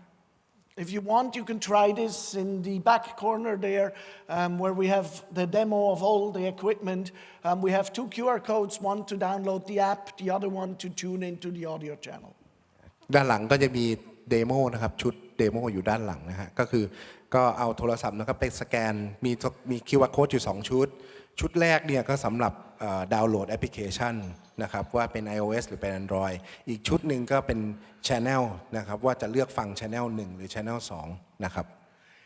Each audio point encoder supports one or two mono channels. ก็ตัวAudio Point 3.0 เนี่ยตัวฮาร์ดแวร์หรือ device ตัวนี้ รับสัญญาณเสียงได้1หรือ2โมโนนะครับ1หรือ2โมโน It has a simple web interface. It actually, like all Barix devices, announces its IP address on the headset output. ก็มีการควบคุมผ่านเว็บอินเทอร์เฟซนะครับก็คือเหมือนกับที่อุปกรณ์ Barix ที่ผ่านมาทุกตัวก็จะมีสามารถที่จะไปปรับแต่งค่าได้ผ่านเว็บอินเทอร์เฟซนะครับมันเป็นเว็บไซต์มันมีเว็บเซิร์ฟเวอร์อยู่ในตัวก็เข้าไปปรับแต่งค่าได้นะครับแล้วก็มี Sonic IP สำหรับขาน IP ของเครื่องนะครับเมื่อเราต่อกับหูฟังหรือต่อลำโพงเนี่ยพอเปิดเครื่องปุ๊บมันก็จะขาน IP เลยว่า IP ของกล่องนี้คืออะไรแล้วก็เข้าไปปรับได้ And if you need more channels, you just stack them, connect them to the switch, and the application actually reads the channel name from each of these and gives you the entire list of channels that you provide. ก็ตัวกล่องเนี่ยสามารถที่จะเอามาใช้หลายๆตัวในระบบเดียวกันได้แล้วก็ในแอปพลิเคชันก็สามารถที่จะบอกได้ว่ามี channel อยู่กี่ channel บ้างแต่ละ channel ชื่ออะไรนะครับซึ่งการคอนฟิกชื่อต่างๆเนี่ยมันอยู่ในกล่องแต่ละกล่องสมมุติกล่องนี้เราก็มีตั้งไว้ว่า channel 1 ชื่อนี้ channel 2 ชื่อนี้อีกกล่องนึงก็ channel 3 ชื่อนี้ channel 4 ชื่อนี้เวลาแอปพลิเคชันเชื่อมกับระบบปุ๊บมันก็จะโชว์เลยว่าทั้งหมดเนี่ยของแต่ละกล่องเนี่ยมี channel อะไรบ้างให้เลือก Okay. Other applications, we've sold this into hotels where in the lobby you have the news screen, for example, CNN. And people wait in the lobby for their colleagues to come. They can use this with their phone to listen to the CNN instead of having it on loudspeakers. ก็อีกแอปพลิเคชันหนึ่งก็คืออย่างตัวอย่างก็คือเขาจะมีเป็นจอเหมือนกับข่าว CNN นะครับติดอยู่ในโรงแรมนะแล้วก็แขกโรงแรมเนี่ยแทนที่เราจะต้องมานั่งฟังเสียงจากลำโพงแล้วก็รบกวนบางคนก็อยากได้ความเงียบนะฮะก็ใช้ระบบเนี้ยก็แต่ละคนก็ฟังโดยการเอาโทรศัพท์ไปสแกน QR code แล้วก็ฟังว่าตอนนี้จอ CNN เนี่ยเสียงมันคืออะไรโดยที่ว่าจะได้ไม่เป็นการรบกวนของคนที่อยากได้ความสงบนะฮะโซลูชันนี้ก็มีแบบนี้ด้วยนะครับ Yeah, I mentioned events like this. My first idea was to set it up so that you can listen to it here. But it can be used for church or for any kind of other live service. และรูปตัวอย่างก็เช่นเดียวกันเหมือนกับการเซตอัพในออดิทอเรียมแบบนี้เหมือนกันนะครับว่าอาจจะรับฟังเสียงแปลนะครับอาจจะผมแปลอยู่ในโทรศัพท์โดยที่ว่าไม่ต้องฟังเสียงเขาเลยก็ได้นะครับก็ใช้แอปพลิเคชันแบบนี้นะครับ And last but not least, we have many museums that pick this up. So they have screens with videos always running, and if you want to listen to the video where people are talking, you can use the phone and just use the QR code to get the audio. อย่างในพิพิธภัณฑ์นะครับก็สามารถทำแบบนี้ได้เหมือนกันก็คือในแต่ละจุดในพิพิธภัณฑ์ก็จะมีจอนะครับแล้วก็จะมี QR code ก็คนที่ต้องการจะฟังว่าเรื่องราวของสเตชันนี้คืออะไรก็เอา QR code ไปยิงแล้วก็ดูวิดีโอไปก็ฟังเสียงจากโทรศัพท์ตัวเองก็ไม่รบกวนกันนะครับอาจจะมีหลายสเตชันอยู่ติดกันก็ไม่กวนกันแล้ว So just to name a few clients, we have the sports bar in the Marriott Hotel in Munich. We have the Moxie Hotel, Malpensa, that uses this to listen to the news screen. We do have a church in Korea that uses it for the Japanese translation. And we have a shopping window where they have behind the glass, they have a video and then they have the QR code and people can listen to it instead of using a shower speaker. ก็อันนี้ตัวอย่างในการใช้งานนะครับอันแรกเนี่ยก็คือเหมือนกับเป็นsorry อันแรกเนี่ยก็คือเป็นบ่อนอย่างที่บอกครับก็คือพนันกีฬานะครับก็อย่างที่ว่าก็คือเอา QR code ไปสแกนก็ดูนู่นนี่แล้วอันที่สองก็จะเป็นที่ Moxie มาเป็นซ่านะครับก็คือเป็นCNN อย่างที่พูดเมื่อกี้นะครับอันที่3เนี่ยก็คือเป็นโบสถ์นะครับในเกาหลีนะครับก็จะแปล ภาษาเกาหลีให้เป็นภาษาญี่ปุ่นนะครับตอนที่มีไปโบสถ์กันวันอาทิตย์นะครับอันที่4ก็จะแปลสดเหมือนกับอีเวนต์แบบนี้ฮะส่วนอันที่5เนี่ยก็คือเป็นอีกโซลูชันหนึ่งที่น่าสนใจเหมือนกันก็คือเป็นใช้สำหรับจอโฆษณาหน้าร้านนะครับก็คือมีจออยู่หน้าร้านแล้วก็ใช้สแกน QR Code ฟังว่าโฆษณาอะไรแทนที่เราจะต้องใช้ลำโพงซีลิ่งหรืออะไรที่ติดด้านนอกซึ่งอาจจะมีปัญหากับคนเดินไปเดินมาหรือจะมีปัญหากับเพื่อนข้างเคียงหรือช็อปที่อยู่ใกล้ๆอาจจะแบบโวยวายทำไมคุณเปิดเสียงดังก็ใช้แบบนี้เอานะครับก็ได้นะครับช่วยตรงนี้ได้เยอะแล้วก็ลดการลงทุนในเรื่องของลำโพงด้านนอกหรือการดูแลรักษาไปได้เยอะ So what do you require? You require the audio point 3.0 encoder. ก็ระบบนี้ก็เพียงต้องการแค่ตัว audio point 3.0 นะครับ It supports 50 simultaneous users, so it makes a unicast stream to each of them. ก็รองรับผู้ใช้งานหรือคนฟังเนี่ยพร้อมๆกันใน50คนโดยการส่งแบบ unicast And there's a software upgrade available to 250. เราสามารถที่จะอัปเกรดเป็นรับฟังได้250คนพร้อมๆกันได้ Of course, you need a controllable wireless environment. และที่สำคัญก็คือต้องมีระบบ Wi-Fi ที่ดีนะครับที่ควบคุมได้ And you need an environment where your wireless network actually can support all the links you would like it to support. แล้วก็ระบบแล้วก็ตัวสิ่งแวดล้อมหรือพลพิษทาง Wi-Fi ที่มีก็สามารถเราต้องควบคุมได้คืออาจจะต้องไปดูว่าสิ่งมลพิษ IP มลพิษทาง Wi-Fi เนี่ยมันมากน้อยขนาดไหนนะบางที่อาจจะใช้ไม่ได้ก็ต้องดูตรงนั้นด้วยนะครับ Now we had customers trying this, being very happy with the performance, but they wanted more listeners. So yeah. ก็มีลูกค้าไปลองแล้วก็ชอบมากนะครับและอยากจะเพิ่มให้รองรับคนได้มากขึ้น So we have developed Audio Point Pro. ก็เลยไปพัฒนาเพิ่มมาอีกเป็น Audio Point Pro นะครับ Audio Point Pro can make 2,000 streams or more. สามารถรองรับได้ถึง 2,000 สตรีมนะครับรองรับได้ 2,000 คนขึ้นไป However, in order to use Audio Point Pro, you really need to understand your Wi-Fi network. So you need a professional stadium Wi-Fi designer in order to get it to work. เพื่อที่จะทำให้ระบบรองรับได้ถึง 2,000 คนเหมือนกับที่พูดมาครับก็คือต้องการ Network Engineer ที่รู้เรื่อง Wi-Fi ดีมากๆในการออกแบบ Wi-Fi ที่รองรับพื้นที่ใหญ่ขนาดนั้นนะครับโดยไม่มีปัญหาSo Audio Point Pro is actually not something you buy. At the moment, Audio Point Pro is available, and we are looking for people that can actually try this with 2,000 users. It has yet to be tried with 2,000 people that all listen to the audio. So should you be responsible for a stadium and you think you want to try this, please contact us, and we gladly provide you an evaluation unit. ก็อันเนี้ยเขาเองก็อยากจะทดสอบนะครับว่าตัวระบบเนี้ยใช้งานได้จริงไหมใครอยากมีใครที่มีโปรเจกต์ที่มีคนดูหรือคนฟังได้ถึง 2,000 คนเนี่ยให้ติดต่อเขาเลยครับเดี๋ยวเขายินดีที่จะเอามาให้ลองนะครับ But we want to be sure that the IP network is a professional network and people understand what they're doing. ก็ที่สำคัญก็อย่างที่ว่าครับก็คือ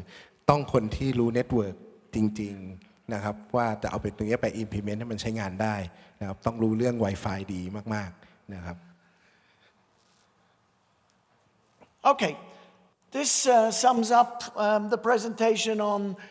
the near lip sync audio to mobile. อันนี้เป็นสรุปที่ผ่านมานั่นก็คือเรื่องของnear lip sync นะครับก็คือ audio point 3.0 ละอันนี้Audio Point Pro is a very inexpensive solution. Audio Point Pro ก็ Audio Point นี่ก็เป็นราคาไม่แพงนะครับ And it works great in a controlled environment, I would call it. ก็ใช้งานได้ดีในพื้นที่ที่เราสามารถควบคุมได้ Many times customers come to me and say, yes, I like this, I want it because I would like to stream translation services, for example. ก็ชอบคือเอาไปใช้ในเรื่องการจะเอาไปลองใช้ในเรื่องของการแปลเรื่องการแปลสดในนี้ครับ And then the question is, can you live with 2 seconds or more of delay? แล้วสามารถทำใจได้กับดีเลย์ที่มากกว่า2 วิไหม And if you can, then I recommend another solution. And this solution is called in-streamer eyes. ก็ถ้ารับได้นะครับ2 วิเนี่ยรับได้ก็แนะนำให้ใช้ in-streamer eyes. So the big benefit of the in-streamer eyes is compatibility. ข้อเด็ดของเขาก็คือ in-streamer eyes มีความเข้ากันได้กับระบบเกือบทุกอัน And if I say compatibility, I mean, for example, ability to use a browser to listen to the audio. คำว่าเข้ากันได้เนี่ยหมายถึงการฟังเนี่ยสามารถใช้เบราว์เซอร์ฟังได้ด้วยนะครับ Now browsers all the browsers actually buffer audio before they decode it. ตัวเบราว์เซอร์ที่ใช้อย่างสมมติ Internet Explorer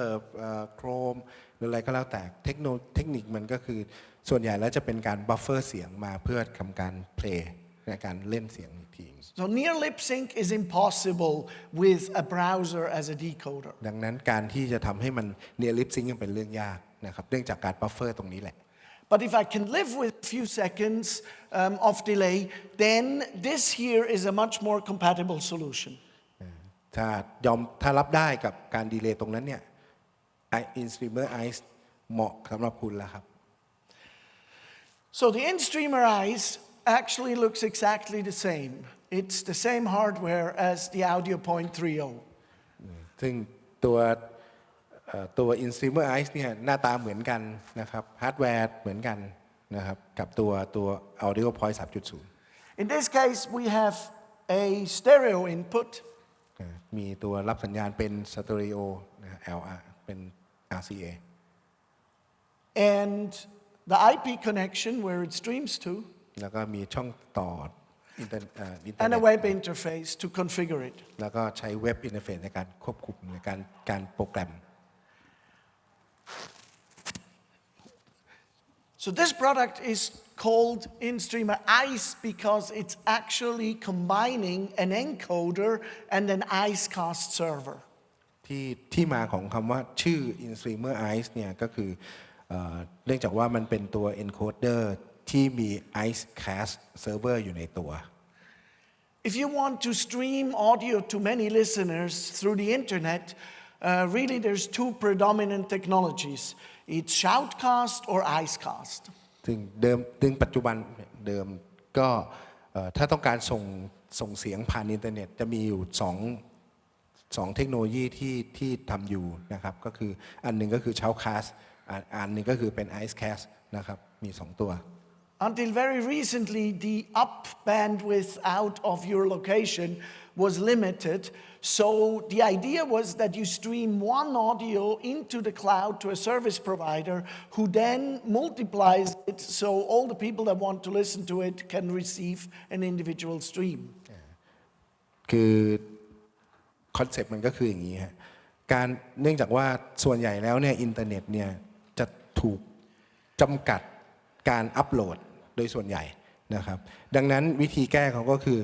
ส่งอัปโหลดแค่สตรีมเดียวแล้วก็ไปใช้เซิร์ฟเวอร์อีกตัวหนึ่งเพื่อเป็นการกระจายสตรีมนั้นไปยังคนฟังหลายๆคนพร้อมๆกันนะครับ But today, of course, everybody has very good upload bandwidth, or if it's internal in your network, you have enough bandwidth, so we can duplicate the streams inside the box. ก็ปัจจุบันนี้เรื่องอัปโหลดคงไม่มีปัญหาแล้วเพราะว่าอินเทอร์เน็ตตอนนี้เราเริ่มเร็วมากพอที่จะสามารถทำสิ่งที่เห็นบนจอได้ก็คือทำดูพลิเคทหรือทำดีเลย์นะครับ So the in-streamer eyes can feed up to 100 listeners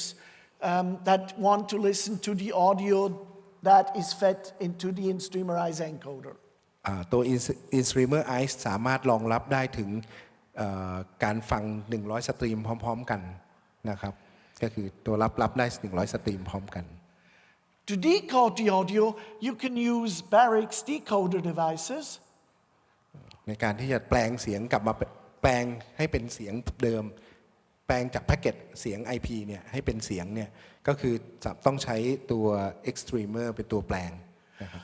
Or, that's the beauty of it, you can use any browser on a mobile or on a computer. หรือใช้เบราว์เซอร์ที่อยู่ในโทรศัพท์หรือในคอมพิวเตอร์ก็ได้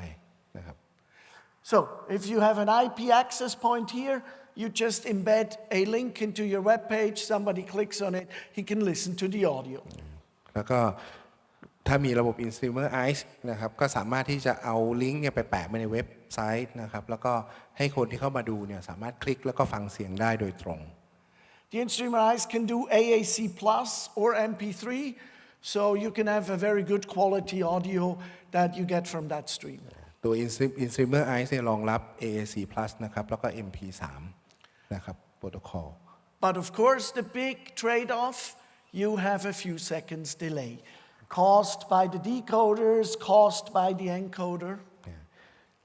ส่วนข้อเสียมันก็คือมีเรื่องเดียวคือมันดีเลย์เยอะนิดหนึ่งนะครับก็คือมันดีเลย์มาจากการเข้ารหัสเสียงที่ In-Streamer เองแล้วก็มีความดีเลย์ที่มันมาจากการถอดรหัสเสียงที่มาจากในคอมพิวเตอร์และในตัวโทรศัพท์นะครับ So I would like to show you an application where customer has used the In-Streamer Eyes. เดี๋ยวให้ดูตัวอย่างนะครับที่ลูกค้าใช้ตัว In-Streamer Eyes The customer, actually, the first one, why we added some features to this, was the Jurisdiction Office of Alaska. โซลูชันนี้มันถูก request จากตัวนิติบุคคลที่หนึ่งใน阿拉斯加 Alaska, yeah. นะครับ So what they wanted to do is the following. Sometimes they have court cases happening that everybody in the building, all the other lawyers and judges are interested in listening to the proceedings. โอเคผมแปลผิดไปนิดนึงจริงๆมันคือศาลใน阿拉斯加นะครับซึ่งในเคสนี้ในศาลเนี่ยเขาต้องคือจะมีบางคนต้องการฟังการพิจารณาคดีสดนะครับจากในศาลนะ So what they asked us to do is they said we would like to put a microphone into the courtroom and we want to stream this to all the offices inside the building. ก็สิ่งที่เขา request มาก็คือต้องการจะเอาไมโครโฟนเนี่ยในบัลลังก์นะครับแล้วก็ส่งเสียงที่ในบัลลังก์ศาลเนี่ยออกไปยังออฟฟิศที่อยู่ภายในตึกนั้น So every employee at the jurisdiction office, if he wants to, he can listen in to the proceedings. ก็คือคนที่อยู่ในออฟฟิศนั้นก็สามารถที่จะฟังได้นะครับว่าในศาลกำลังพิจารณาอะไรกันอยู่ Now, of course, they don't want everybody in the world to listen to it, so we added authentication. So you can put a username and a password, and you can have password protection for each user individually or for everybody the same password as a protection of the เพื่อป้องกันใครก็ได้ที่อยากฟังเข้ามาฟังเนี่ยเขาก็เลยมีระบบป้องกันโดยการใส่ user กับ password ซึ่ง user กับ password สามารถกำหนดได้เป็นรายบุคคลหรือใช้เป็น password เดียวทั้งหมดก็ได้ Now, this has been very successful, and the jurisdiction offices in the other towns also wanted to listen in. ซึ่งอันนี้เป็นโซลูชันที่ได้รับความสนใจอย่างมากแล้วก็เมืองอื่นๆที่อยู่ใกล้เคียงก็สนใจจะเอาอันนี้ไปใช้เหมือนกัน But of course, they didn't want, this is an internal network, they didn't want to have hundreds of streams going out of this office. They preferred to just have one audio stream go to the next city and then have people subscribing there again to that stream. ซึ่งระบบเนี้ยก็คือการเหมือนว่าก็คงไม่ค่อยดีนะถ้าเกิดแบบว่าสตรีมออกไปทั้งหมดเป็นร้อยสตรีมจากที่เดียวจากที่หนึ่งไปอีกเมืองหนึ่งเขาก็เลยใช้วิธีว่าส่งไปสตรีมเดียวจากเมืองเนี้ยไปอีกเมืองหนึ่งแล้วค่อยให้อีกเมืองหนึ่งเนี่ยไปสตรีมฟังกันเอง So what we have added is a relay mode. สิ่งที่เราเพิ่มเข้าไปก็คือเราก็จะมี In-Streamer Eyes ที่ทำงานในระบบรีเลย์หรือส่งต่อนะครับ So this is my main encoder where my analog audio signal goes in, and then this repeater just subscribes to one link. ในภาพที่เห็นเนี่ยก็คือตัวซ้ายมือก็เป็นตัว encoder คือเอาเสียงเข้ามาแล้วก็ส่งรีเลย์ไปให้ตัวที่2นะครับตัวที่2เนี่ยใช้แค่1สตรีม And then in the next town where this unit is, again, up to 100 listener can subscribe to this one stream. แล้วก็พออีกเมืองหนึ่งก็จะมีคนฟังได้100คนที่เชื่อมต่อกับไอ้กล่องเนี้ยกล่องเดียวโดยที่ว่าไม่ต้องข้ามมาเชื่อมต่อกับกล่องแรก This is actually the whole thing in summary.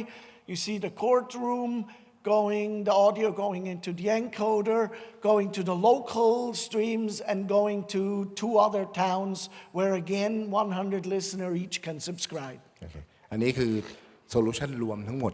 ที่เอามาให้ดูนะครับตัวบล็อกซ้ายก็คือตึกที่เป็นตึกศาลที่มีการพิจารณาคดีนะครับแล้วก็ส่งเสียงมานะฮะแล้วก็ลงมาข้างล่างของบล็อกเขียวเนี่ยก็คือเป็นคนที่ฟังอยู่ในอาคารนั้นนะครับแล้วก็มีการส่งผ่านรีเลย์ลิงก์ไปยังอีกเมืองหนึ่งนะครับเป็นเมืองสีฟ้าด้านบนแล้วก็ในเมืองนั้นเนี่ยก็มีคนฟังได้อีกเป็น100คนนะครับแล้วก็ส่งอีกลิงก์หนึ่งไปที่อีกเมืองหนึ่งที่เป็นเมืองสีส้มก็เป็นฟังได้อีก100คนเหมือนกันนะครับเป็นระบบรีเลย์ Configuring this is very simple. The boxes work when you plug them,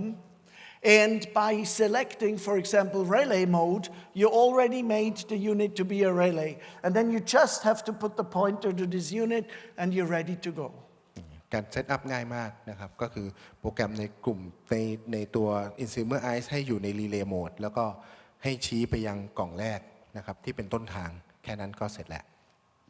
So same idea as with most Barix products.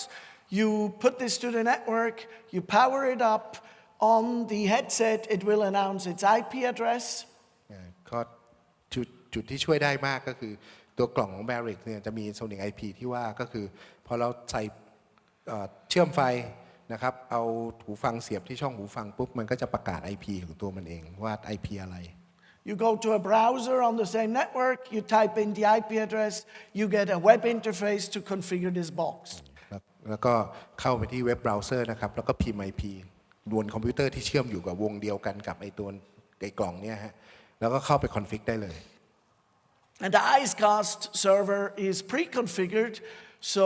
if you ever tried to configure an Icecast server, you know that this is not totally simple, but in this case it's all pre-configured, and the menus that you want to change are being given as simple menus in the web interface, so it saves a lot of time. ซึ่งถ้าใครเคยเซต Icecast มาก่อนก็จะรู้ว่ามันไม่ได้ง่ายนะครับแต่ว่าไอ้กล่องเนี้ย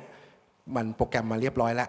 แล้วก็เขาก็จะจำกัดให้ปรับค่าได้แค่เหลือแค่ไม่กี่ข้อเพราะนั้นการเซตอัพมันง่ายนะครับสำหรับการเซต Icecast Server ที่อยู่ในกล่องของ Insumer Eyes So in summary, we've been talking about audio streaming to mobile. It doesn't need to be mobile, of course. It could be receiving devices like a hardware decoder that Barix sells too. But if you would like to reach a mobile with audio, there's really 2 choices. For lowest latency, you have audio point 3.0. อันนี้ก็สรุปนะฮะโดยสรุปก็คือการส่งเสียงสตรีมไปที่โทรศัพท์เนี่ยมี2 choice นะครับอย่างแรกก็คือถ้าต้องการเสียงที่แบบ latency ต่ำมากๆเลยก็ให้เลือก audio point 3.0 นะครับสามารถที่จะสตรีมไปยังตัวอุปกรณ์นะครับหรือว่าเป็นโน้ตบุ๊กหรือจะเป็นโทรศัพท์มือถือก็ได้โดยที่มี latency ต่ำที่สุดก็ให้เลือก audio point 3.0 One unit supports 50 or optional 250 users. แล้วก็กล่องหนึ่งเนี่ยสามารถรองรับได้50 user หรือ250 user ในเวลาเดียวกัน And with AudioPoint Pro, we can support 2,000 or more listeners. หรือถ้าเกิดเป็นรุ่น Audio Point Pro ก็สามารถรองรับได้ถึง 2,000 คน It provides unicast streams to the receiver. ใช้การส่งแบบ unicast ไปยังผู้รับ And it's mono only. แล้วก็เป็นเสียงสัญญาณแบบโมโนเท่านั้นนะครับ And as I mentioned, the encoding and decoding is proprietary in order to keep that very low delay. แล้วก็โปรโตคอลที่ใช้นี่เป็นโปรโตคอลเฉพาะของทาง Barix เองนะครับเพื่อที่จะทำให้ latency ต่ำที่สุด So you're required to have the app to decode this if you want to go to the mobile phone. อย่างน้อยที่ก็เลยจำเป็นที่จะต้องมีแอปพลิเคชันเพื่อในการแปลงเสียงกลับมาเนื่องจากว่าเป็นโปรโตคอลเฉพาะทาง It's multi-channel capable, 2 channels per unit. So with 8 units, you can have 16 channels. ซึ่งเป็นระบบที่เป็นระบบมัลติชาแนลได้นะครับก็คือกล่องหนึ่งเนี่ยรองรับ2 channel เพราะนั้นถ้าใช้8 กล่องก็จะเป็น16 channel. If delay is not so critical, then we recommend the in-streamer ICE. It's much more compatible on the receiver side. ซึ่งถ้าตัวดีเลย์ไม่ซีเรียสกับดีเลย์ latency ไม่จำเป็นต้องน้อยมากๆก็ให้เลือก in-streamer ICE นะครับ So one box can do 100 users simultaneously. กล่องหนึ่งสามารถรับได้100 คนนะครับพร้อมๆกัน Now each box adds with the decoder about 1 to 5 seconds delay. ก็รวม encode และ decode แล้วเนี่ยก็ถึงไม่เกิน5 วินะครับ And the real advantage is that it's compatible with all modern browsers, so you don't require to download an app. แล้วก็อันนี้เนี่ยสามารถใช้กับเบราว์เซอร์ได้ด้วยเพราะนั้นไม่จำเป็นต้องใช้แอปพลิเคชันก็ได้นะครับถ้าใช้ in-streamer ICE ก็คือเลือก in-streamer ICE ถ้าต้องการให้ใช้กับคนวงกว้างนะครับแล้วก็ไม่จำเพาะเจาะจงว่าต้องใช้แอปใช้อะไรก็ in-streamer ICE เหมาะที่สุดแล้วก็ไม่ซีเรียสเรื่องดีเลย์ Good. So this closes my first chapter on streaming to the mobile. I think it makes sense if you have any questions that we do them now. ก็ตอนนี้ก็คือสรุปสำหรับเรื่องการทำ audio streaming ไปโทรศัพท์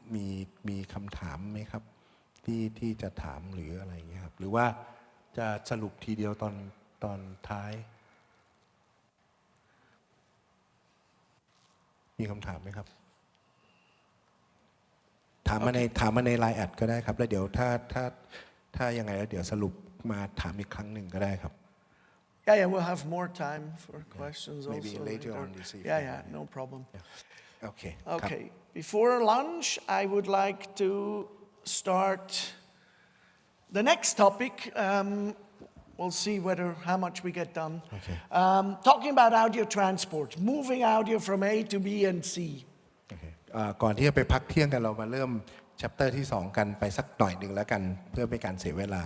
นะครับเป็นเรื่องของการส่งเสียงไปยังเป็นการส่งเสียงจากจุดหนึ่งไปอีกจุดหนึ่ง A ไป B หรือ A ไป C นะครับ So the classical application here is I have audio in one place and I need audio somewhere else, maybe inside the same network, maybe somewhere in the world. ก็โซลูชันที่เป็นเบื้องต้นเลยพื้นฐานเลยก็คือต้องการส่งเสียงจากจุดหนึ่งไปที่อื่นๆอาจจะเป็นในตึกนี้หรืออาจจะเป็นที่อื่นๆในโลกนะครับ So this is actually Barix's core business. People use our things because they have an extension to a school. It's on the other side of the road. They don't want to put, or they did forget to put audio cable. All they have is a data network, and they say, how can I get the audio on the other side? อันนี้เป็นธุรกิจหลักของ Barix เลยครับในการส่งเสียงจากที่หนึ่งไปอีกที่หนึ่งอาจจะเป็นการส่งเสียงจากห้องหนึ่งไปอีกห้องหนึ่งในโรงเรียนหรือบางทีเป็นโซลูชันที่ช่วยแก้ปัญหาว่ามีแต่เสียงสาย Data ไปมีสายแลนไปแต่ว่าลืมเดินสายสัญญาณเสียงไปทำไงดีก็เอา Barix ไปช่วยตรงนั้นครับ So Barix builds encoder and decoder devices for exactly this application. ในแอปพลิเคชันแบบนี้ก็คือ Barix ก็ไปใช้เป็นตัวส่งและตัวรับเสียงผ่านอินเทอร์เน็ต They've proven to be extremely reliable, very simple to set up,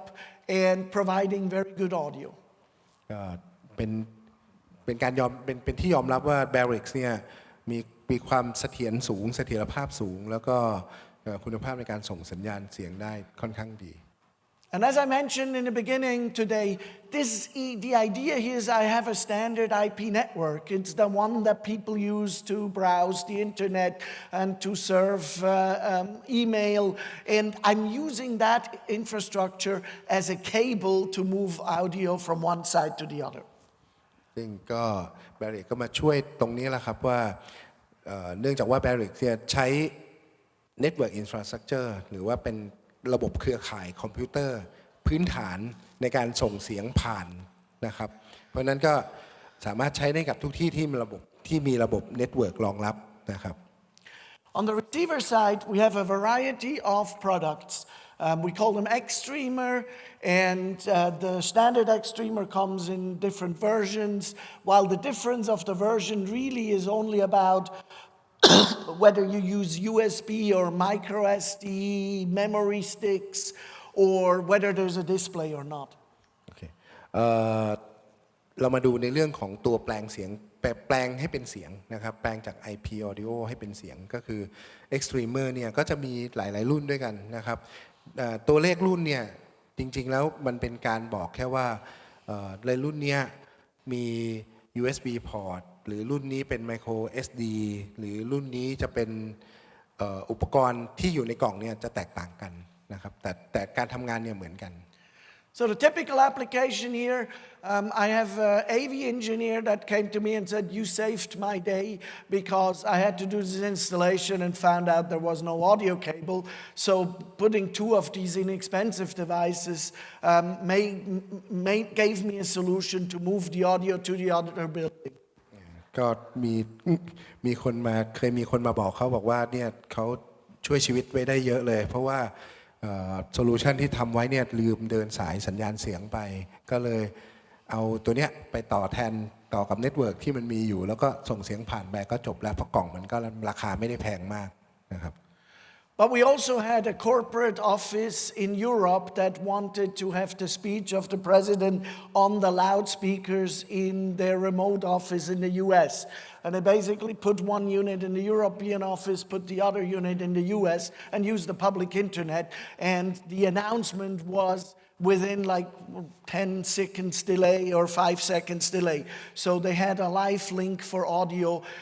very simply just connecting from the output of the mixer to the amplifier on the other side. ก็มีโซลูชันหนึ่งที่ลูกค้าเอาไปใช้นะครับก็คือเป็นการเหมือนกับระบบที่ส่งสายทอดเสียงนะครับของผู้บริหารในบริษัทที่สำนักงานใหญ่อยู่ในยุโรปนะครับแล้วก็ส่งเสียงผ่านอินเทอร์เน็ตทั่วไปเนี่ยแหละครับไปยังสำนักงานสาขาที่อยู่ในอเมริกาหลายๆที่การติดตั้งก็ง่ายมากก็คือเอาตัวกล่องไปต่อกับอินเทอร์เน็ตสายอีเทอร์เน็ตนะครับแล้วก็ถ้ามีสัญญาณอินเทอร์เน็ตเข้าถึงก็เอาลำโพงไปต่อหรือไปต่อกับระบบกระจายเสียงที่ปลายทางเท่านี้ก็เรียบร้อยแล้วนะครับSetting up the device is very simple. We're looking at the in-streamer web interface here. So the same story, I hear the IP address, I go in a web browser, I see the configuration interface. ก็การติดตั้งก็ง่ายนะครับก็คือเสียบปลั๊กปุ๊บได้ยินเสียงว่าประกาศว่า IP กล่องคืออะไรก็เข้าไปในเว็บเบราว์เซอร์แล้วก็มันก็จะไปโผล่ที่หน้านี้ฮะแล้วก็เข้าคอนฟิกนะครับง่ายมากThe product has a lot of options. For example, I can select whether I want to stream always or stream on level, so then it only streams when it actually hears audio. ก็สามารถเลือกได้ด้วยนะครับว่าจะให้สตรีมตอนที่มีเสียงมาหรือจะให้สตรีมตลอดเวลาก็ได้นะครับ Some of our products have a contact closure that I can transport. Others have an RS-232 tunnel that also goes together with the audio ในบางรุ่นก็จะมีตัวรับ contact closure คือเหมือนกับรับสวิตช์นะฮะว่ามีสวิตช์การกดสวิตช์ไม่กดสวิตช์ในบางรุ่นก็จะมี RS-232 ให้ใช้ด้วยนะครับ And we have different ways and options to transport the audio as an RTP stream or for example as an IceCast sourceก็สามารถที่จะส่งในเสียงได้ในหลายรูปแบบด้วยกันจะส่งเป็น RTP stream ก็ได้หรือเป็น real time protocol นะหรือว่าจะส่งเป็น IceCast ก็ได้ In the main interface you see the incoming audio so you visualize whether there is actually audio and you see what input has been selected mono stereo ในตัวของหน้าจอของ interface นะครับก็จะบอกด้วยว่าตอนนี้จะเห็นระดับเสียงสัญญาณที่เข้ามานะครับแล้วก็จะเลือกได้ว่าจะให้รับสัญญาณจากตรงไหนเนี่ยจาก input อันไหนในกล่องก็เลือกได้จากหน้าจอนี้ Here we see the RS-232 tunneling แล้วก็จะมีที่เห็นนะครับที่เขียนเป็น RS-232 ก็คือเป็น tunneling คำว่า tunneling หมายถึงว่าเราต่อพอร์ต serial ผ่าน RS-232 ข้างหนึ่ง สัญญาณตัวเนี้ยจะถูกแปลงผ่านระบบของ Barix ไปโผล่อีกข้างหนึ่งเป็น RS 2.2 ไปคอนโทรลปลายทางได้ด้วยนะครับ So all you do is configure your setup here and you're ready to go. It's very simple to get this unit running and it has all stored inside. So should you have a power loss, power comes back, the unit goes back into exactly the state that you have configured. ก็การใช้งานคอนฟิกก็ง่ายนะครับแล้วก็ความเสถียรมันสูงก็คือเหมือนกับว่าสมมติใช้ไปเสร็จปุ๊บไฟดับปุ๊บไฟดับแล้วพอไฟมาคอนฟิกทุกอย่างก็ยังค่าก็ยังอยู่เหมือนเดิมไม่มีการเปลี่ยนแปลงนะครับ On the receiver side, you have many choices. I mentioned the Extremer 100 to 110. Difference here, memory slot. Difference here, a display. ก็อย่างที่กล่าวไว้ตอนแรกครับ Extremer เนี่ยมีหลายรุ่นด้วยกันมีรุ่น100รุ่น105 110ซึ่งแตกต่างกันอินเทอร์เฟซที่มีอย่างดูที่รุ่น100ครับเป็น USB รุ่น105เป็นmemory card ใช้ micro SD นะครับรุ่น110มีจออะไรอย่างเงี้ยครับก็คือจะแตกต่างตามอุปกรณ์ที่มันมีนะครับ The Extremer 200 is a decoder with built-in amplifier. So you have 25 watt output stereo into 8 ohms. So you can directly connect the loudspeaker to this unit.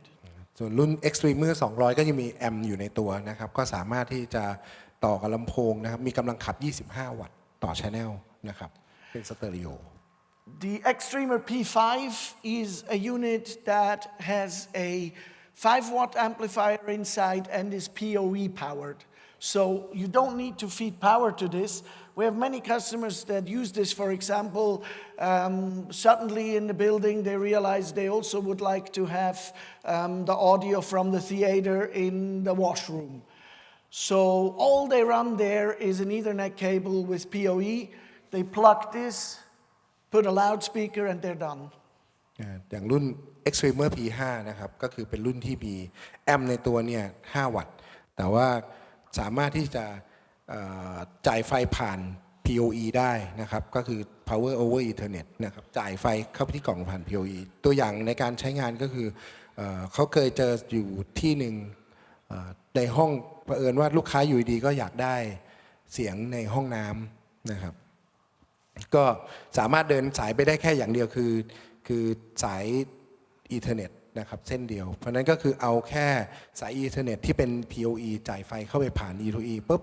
แล้วก็เอา P5 เนี่ยไปเสียบแล้วก็เอาลำโพงไปต่อก็ได้ Background Music ในห้องน้ำแหละนะครับโดยที่ไม่ต้องเดินสาย AC เข้าไปในห้องให้อันตราย And the latest and lowest cost device currently is the retail player. Its output is actually a 3.5 millimeter output, but it delivers the same quality audio as an Extremer. ก็ตัวล่าสุดที่ออกมาราคาไม่แพงนะครับ Retail Player นะครับก็จะมีช่องเชื่อมต่อเสียงเป็นแบบหูฟังขนาด 3.5 มม. นะครับแล้วก็ใช้งานได้นะครับ Yeah, but this is limited to HTTP streams. So depends what you're doing. It's either an Extremer or it could be the retail player. ก็คือตัวนี้รองรับได้เฉพาะ HTTP stream อย่างเดียวแต่ก็คือมองมันเป็น Extremer ได้อีกรุ่นหนึ่งครับ The user interface looks like this.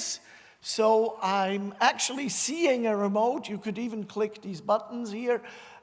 Some of these devices come with a remote. So you can, for example, switch the input channel if you have multiple streams that you've configured for reception. In this case, you see I have a stream here. And I'm actually playing source 2. You can configure multiple sources here and then switch between them. I do see my audio here. I do see my buffers, my volume. So everything on the web interface to control the device. อันนี้เป็นเว็บอินเทอร์เฟซของตัว Extremer นะครับก็คือในจอเนี่ยจะเห็นว่ามันมีรูปรีโมทอยู่ข้างๆซึ่งสามารถคลิกได้นะครับซึ่งตัว Extremer เนี่ยมันก็จะมีสามารถที่จะเลือกฟังได้อย่างที่เห็นก็คือสตรีมมาจาก HTTP อะไรนะครับเลือกฟังจาก Channel ไหนนะครับ URL อะไรนะครับสามารถที่จะดูได้ว่าความดังเสียงเท่าไหร่สัญญาณมาเป็นยังไงบ้างในส่วนด้านฝั่งขวาเนี่ยก็คือเป็นตัว config ว่า URL 1เนี่ยมาจากสตรีมไหน URL 2คือสตรีมไหน URL 3คือสตรีมไหนเราสามารถที่จะกำหนดลงไปนี้ได้เลยโดยแล้วก็ในบางรุ่นก็จะสามารถที่จะใช้รีโมทคอนโทรลนะครับกดเลือกช่องได้นะฮะโดยตรงนะครับเช่นเดียวกันกับในเว็บอินเทอร์เฟซคือสามารถเลือกได้แบบนี้ And again, these devices are very robust. The Extremer starts up in the configuration that you set and does it in a very short time. So even if you have a link loss, power loss, whatever, the units will come back and run. So there are really no maintenance audio links that I do with these. ส่วนก็คือตัวข้อดีของตัว Extremer นี่ก็คือของตัวโซลูชันแบบนี้ก็คือว่าเนื่องจากว่ากล่องมันเนี่ยความเสถียรมันสูงนะครับไฟดับไฟมาก็ใช้ได้เลยตามปกติการคอนฟิกก็ง่ายนะครับเพราะฉะนั้นเนี่ยก็ตัวนี้เป็นตัวช่วยที่ดีเวลาที่จะไปใช้งานในการออกแบบระบบต่างๆAs I mentioned, we're standard internet protocols, so we can do TCP, UDP, RTP, multicast from this device. ก็เนื่องจากตัวเนี้ยตัว Instreamer เนี่ยครับมันรองรับโปรโตคอลมาตรฐานเยอะนะครับจะใช้ RTP ได้ HTTP ได้ UDP ก็ได้ TCP ก็ได้มันทำได้หลายอย่างนะครับ For highest quality audio, we can have a PCM link, so it's not compressed. I'm ending up with 1.5 megabits per second for an audio link. ถ้าต้องการคุณภาพเสียงดีมากๆก็แนะนำให้ใช้เป็น PCM stream นะครับจะใช้แบนด์วิดต์ประมาณ 2.5 megabit per second นะครับซึ่งมันก็จะไม่ loss Or I can use MP3 encoding for reduced bandwidth, which you can select how much you want, depending on the quality you want to get through. หรือจะเป็น MP3 stream ก็ได้ครับก็เลือกได้ว่าจะเอา compression ขนาดไหนจะเอาบีบอัดมากน้อยแค่ไหนเลือกเอาว่าอยากได้ใช้แบนด์วิดต์ขนาดไหนเนี่ยก็กำหนดได้นะครับ What's very important is that I can have this RS-232 bridged, and with some units even work with contact closures. So sometimes this unit allows me not only to bring the audio to the remote amplifier, but also to bring the control channel to that amplifier using RS-232. ครับก็ในหลายๆรุ่นนะครับก็จะมีตัว RS-232 ให้ใช้นะครับซึ่งแปลว่าเราสามารถที่จะควบคุมนะครับอุปกรณ์ต้นทางหรือปลายทางผ่าน RS-232 ได้นะฮะโดยที่ว่าบางทีมันก็จะมีทั้งเป็นรีเลย์ก็มีในแต่ละรุ่นมันไม่เหมือนกันนะครับอย่างที่กล่าวตอนแรกคือเป็นรีเลย์ก็มีแต่เป็นอินพุตก็มีมันเลือกได้เพราะนั้นเรานอกจากที่จะส่งเสียงไปเราสามารถที่จะส่งการควบคุมไปด้วยนะครับ Okay, we talked about the applications. One key thing I want to mention here is we have an integration with volume channel controller that you can mount to the wall, so the decoder can be controlled via this panel. ก็เราพูดถึงแอปพลิเคชันหลากหลายนะครับอันนึงที่เราหลายจะเน้นก็คือเรื่องของ wall panel ตัวนี้เราสามารถที่จะควบคุมตัว decoder นะครับที่อาจจะอยู่ในห้องคอนโทรลนะครับโดยการปรับที่เนี่ยแทนที่จะต้องไปนั่งโปรแกรมผ่านเว็บอินเทอร์เฟซก็มากดที่ไอ้ปุ่มนี้แทนนะครับ In this case, we're using the RS-232 connector with a special cable with adapters that we provide to connect that control device to the decoder, and then I can select which stream I want to listen to, or I can change the volume. เบื้องหลังการทำงานก็คือเราเชื่อมต่อตัวเนี้ยกับตัว box decoder ที่เป็น Extremer ด้วย RS-232 นะครับโดยการใช้สายชนิดจริงๆมันไม่ได้สายพิเศษก็ว่าใช้โปรโตคอลเหมือน RS-232 แต่ว่ามันมีการเชื่อมต่อสายเนี่ยอาจจะมีเพิ่มขึ้นมาสักเส้น2เส้นนะครับเพื่อใช้ในการควบคุมตัว Extremer เพื่อในการเลือกช่องหรือว่าเลือกเสียงว่าให้ดังเบาผ่านแพนเนลตัวนี้นะครับ Now, I mentioned in the beginning we're talking about delivering audio from A to B and C. So we've been looking at a to B somewhat also to C delivery, but one of the audio to many location delivery application is background music.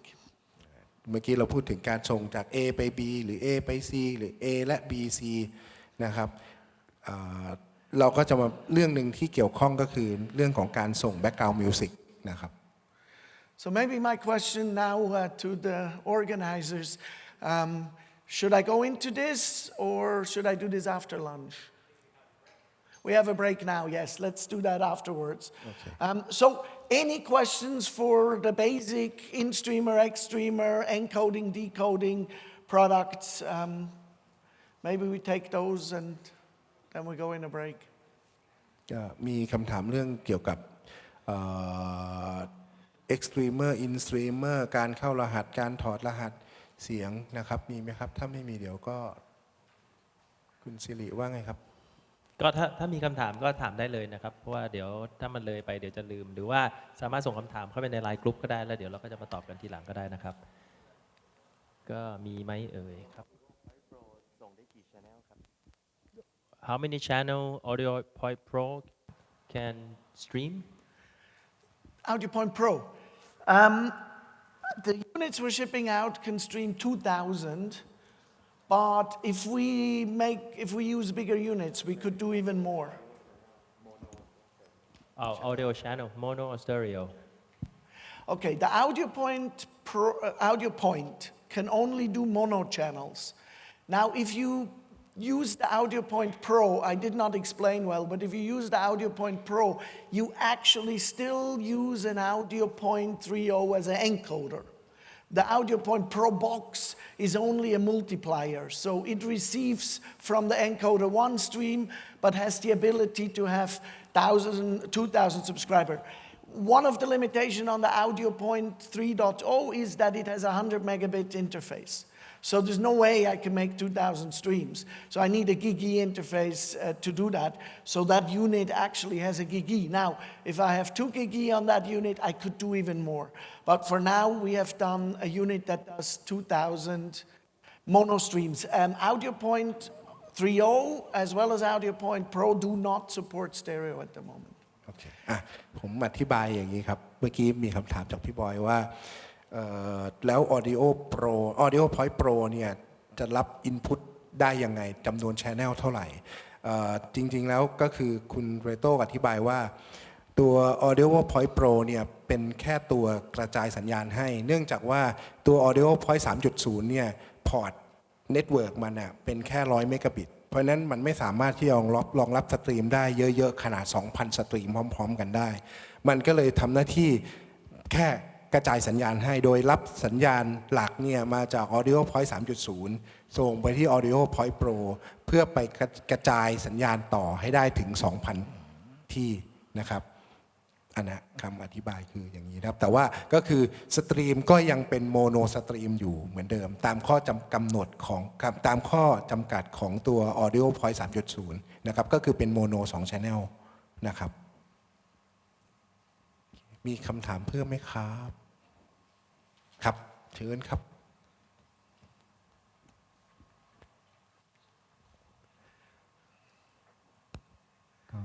สวัสดีครับมีคำถามเกี่ยวกับเรื่องของการใช้สตรีมโหมดนะครับว่าการเลือกใช้สตรีมโหมดที่เราสตรีมตลอดเวลากับกรณีที่เรารับเสียงมาแล้วสตรีมเรามีข้อคิดยังไงครับว่าเราจะต้องเลือกใช้แบบไหนครับผมThe question is for the stream mode we have 2 modes right always stream or stream to the at the level yeah which is the recommendation which mode is fit for what Okay, yeah, that's a good question. The stream on level mode we are using, for example, when we stream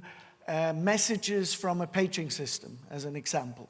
So then I have most of the time no traffic. So why doesn't make sense to stream in that case? The problem is that it adds a bit more delay on the reception side. So if I just do a constant stream, my network is there and it's set up and my link is always running, that's the benefit. So it varies what you're trying to achieve. The good thing about always streaming is that you always know that you have a link. Even if we stream zero audio, the link goes through, I have reception, I know it's there.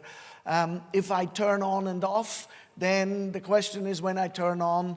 does it go through or did somebody change the firewall or whatever? But it depends very much on the applications. We also have, I'll show later, some application where we can stream and record at the same time and put it in a server. So when you do that, of course, you want only on level because you don't want to fill files with zero volume, just constant bit rate. You only want to generate traffic when there is content. So it depends a bit on the application. If it's a continuous presentation like this, I would not do on level because it always switches on and switches off. However, if I take a paging system that you only use once per day or whatever, then why generate all the bandwidth? โอเคครับงั้นผมอธิบายอย่างนี้ครับคือการเลือกว่าจะใช้สตรีมโหมดอันไหนเนี่ยขึ้นอยู่กับแอปพลิเคชันที่ใช้นะครับอย่างเช่นสมมุติตัวอย่างก็คือถ้าเป็นสตรีมแบบลักษณะแบบเพจจิ้งนะครับก็คือมีการส่งเสียงแค่เป็นชั่วครั้งชั่วคราวส่งแล้วก็หยุดส่งแล้วก็หยุดส่งแล้วก็หยุดแล้วก็หายไปนานๆแล้วก็ส่งใหม่อันนี้เขาก็คือแนะนำว่าให้ใช้สตรีมทูเลเวลก็คือพอมีเสียงมาปุ๊บก็ให้ส่งพอไม่มีเสียงก็ให้ตัดข้อดีของระบบแบบนี้ก็คือว่ามันมีบางแอปพลิเคชันที่บางโซลูชันที่มีการเพจจิ้งแล้วมันมีการเรคคอร์ดด้วยนะครับเป็นการบันทึกในเซิร์ฟเวอร์ด้วยซึ่งถ้าเราสตรีม always สตรีมคือส่งตลอดเวลามันก็จะมีการบันทึกเสียงที่ไม่ได้ใช้ตลอดเวลามันก็จะไปเปลืองข้อมูลที่อยู่ในเซิร์ฟเวอร์นะครับก็คือใช้ลักษณะว่ามีสตรีมส่งแล้วก็ตัดเพราะนั้นถ้าเป็นเพจจิ้งก็แนะนำให้ใช้สตรีมทูเลเวลนะครับส่งเสร็จปุ๊บมีเสียงมาส่งไม่มีเสียงก็ตัดแต่ถ้าเกิดเป็นการส่งตลอดเวลามันก็จะไม่เหมาะสำหรับการสตรีมเสียงแบบไลฟ์แบบนี้ไลฟ์สตรีมนะครับคือส่งก็เสียงมันก็มีตลอดเวลาส่งไปก็ฟังตลอดเพราะไม่งั้นเนี่ยเน็ตเวิร์กก็จะกลายเป็นส่งแล้วมาแล้วก็หยุดแล้วมันจะมีดีเลย์ในการส่งแต่ละครั้งคือมันไม่ใช่ส่งปุ๊บแล้วมันออนได้เลยทันทีนะครับถ้าเป็นสตรีมทูเลเวลมันต้องรอแป๊บหนึ่งกว่ามันจะส่งพอส่งเสร็จมันก็หยุดพอจะส่งใหม่มันก็จะมีดีเลย์อีกหน่อยหนึ่งเพื่อจะเริ่มส่งใหม่ครั้งหนึ่งนะครับเพราะฉะนั้นถ้าเป็นไลฟ์สตรีมแนะนำให้ always stream กับข้อดีของการ always stream คือเราก็จะรู้ว่าระบบมันทำงานอยู่นะครับเน็ตเวิร์กยังทำงานได้อยู่ไม่มีปัญหานั่นคือข้อดีของการ always stream นะครับส่วนเรื่องของ stream to level ก็อย่างที่ว่าถ้ามีการส่งเป็นช่วงๆส่งแล้วหยุดแล้วก็หายไปอีก10นาทีแล้วก็ส่งใหม่แล้วก็หยุดอันเนี้ยใช้ stream to level นะครับเพื่อเป็นการประหยัดแบนด์วิดต์และประหยัด Data เวลาต้องการบันทึกนะครับอันนี้เข้าใจนะครับถ้ายังสงสัยถามได้นะครับ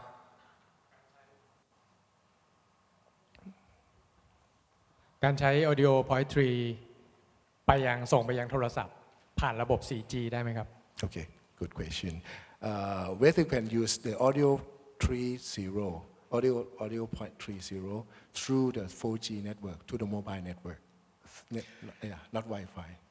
Yes, the question is, can I use the audio point through the 4G network? The answer is yes, we had it working. The question is what you try to achieve, because as soon as your distance is longer, why do you need lip sync? Then use the in-streamer ICE. It's a standard stream that goes through everything easily with a little bit of delay. So I'm always asking what is the application,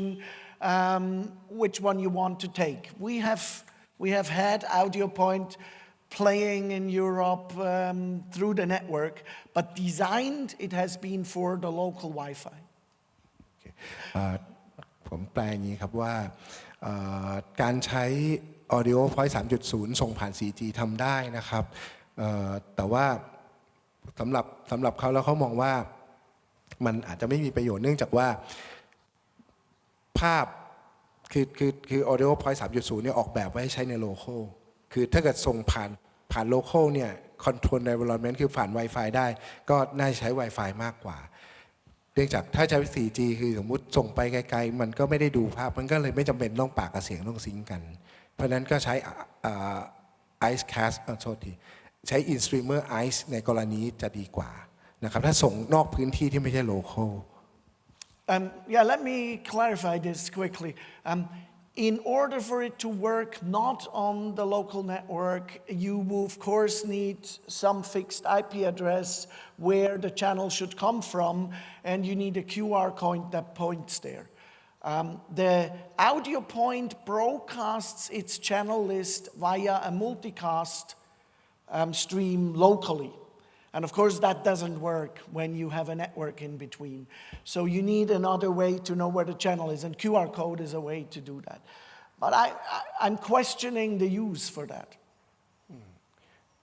เขาก็เหมือนว่าถ้าต้องการส่งลักษณะแบบนั้นเนี่ยมันต้องมีต้นทางมันต้องมีเป็น IP ที่ตายตัวคือเป็นต้องฟิก IP ว่า IP อะไรเนื่องจากว่า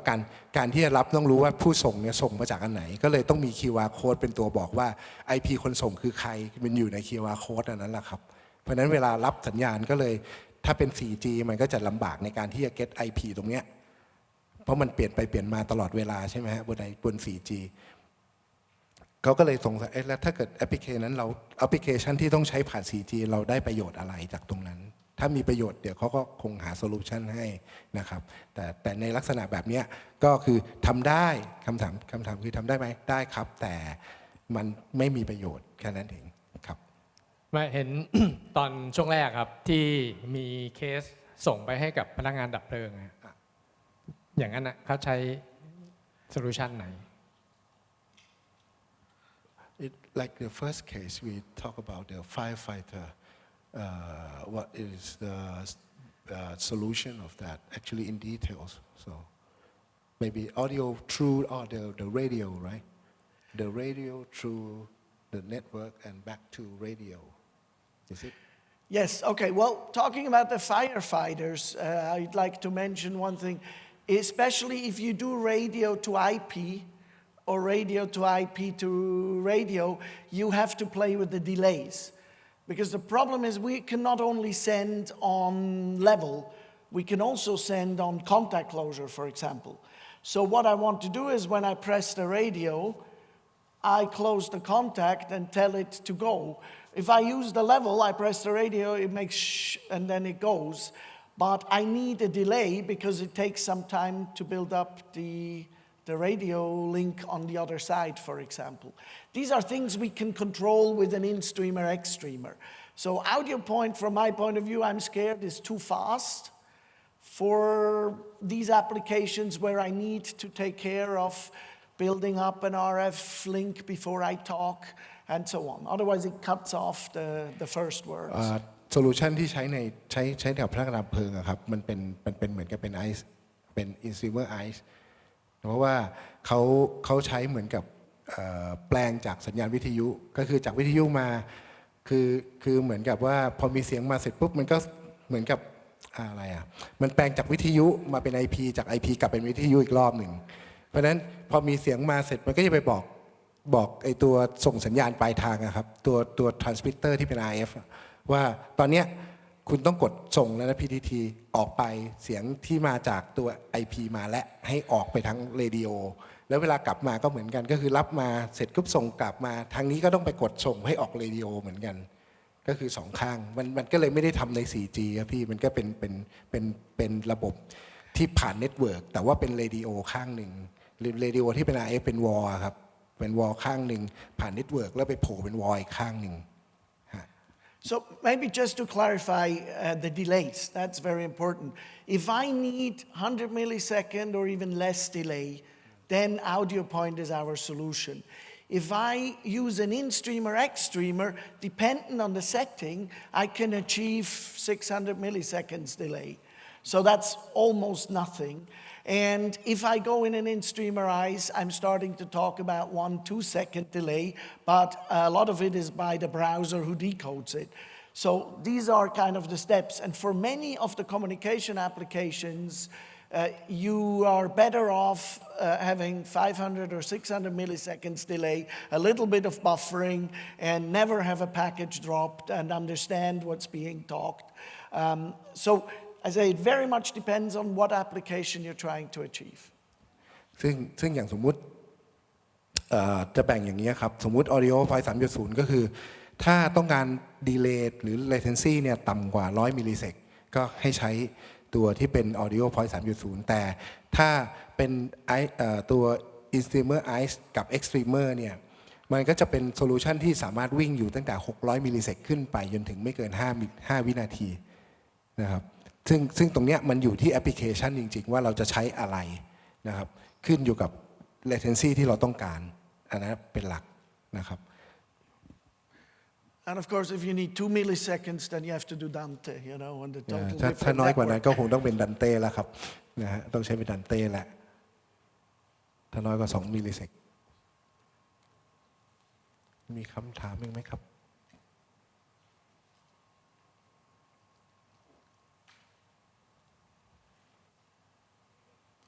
โอเคครับไม่มีงั้นเราเดี๋ยวไปทานข้าวกันดีกว่าแล้วเดี๋ยวให้กลับมาต่อพาร์ทบ่าย ขออีกนิดนึงฮะ ครับครับ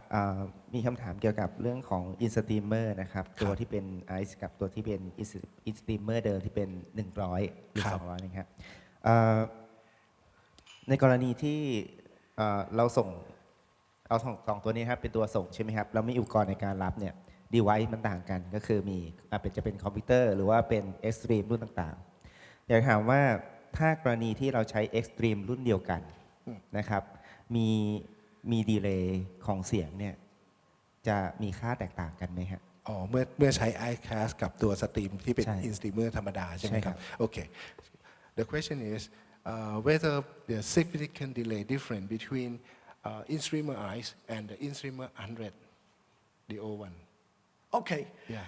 the latency Okay, the encoder usually doesn't have much delay. So if I use the in-streamer eyes as a HTTP encoder, or I use the in-streamer, I have a similar delay, which is, I don't know, 500 milliseconds or something like that. If I use the IceCast server,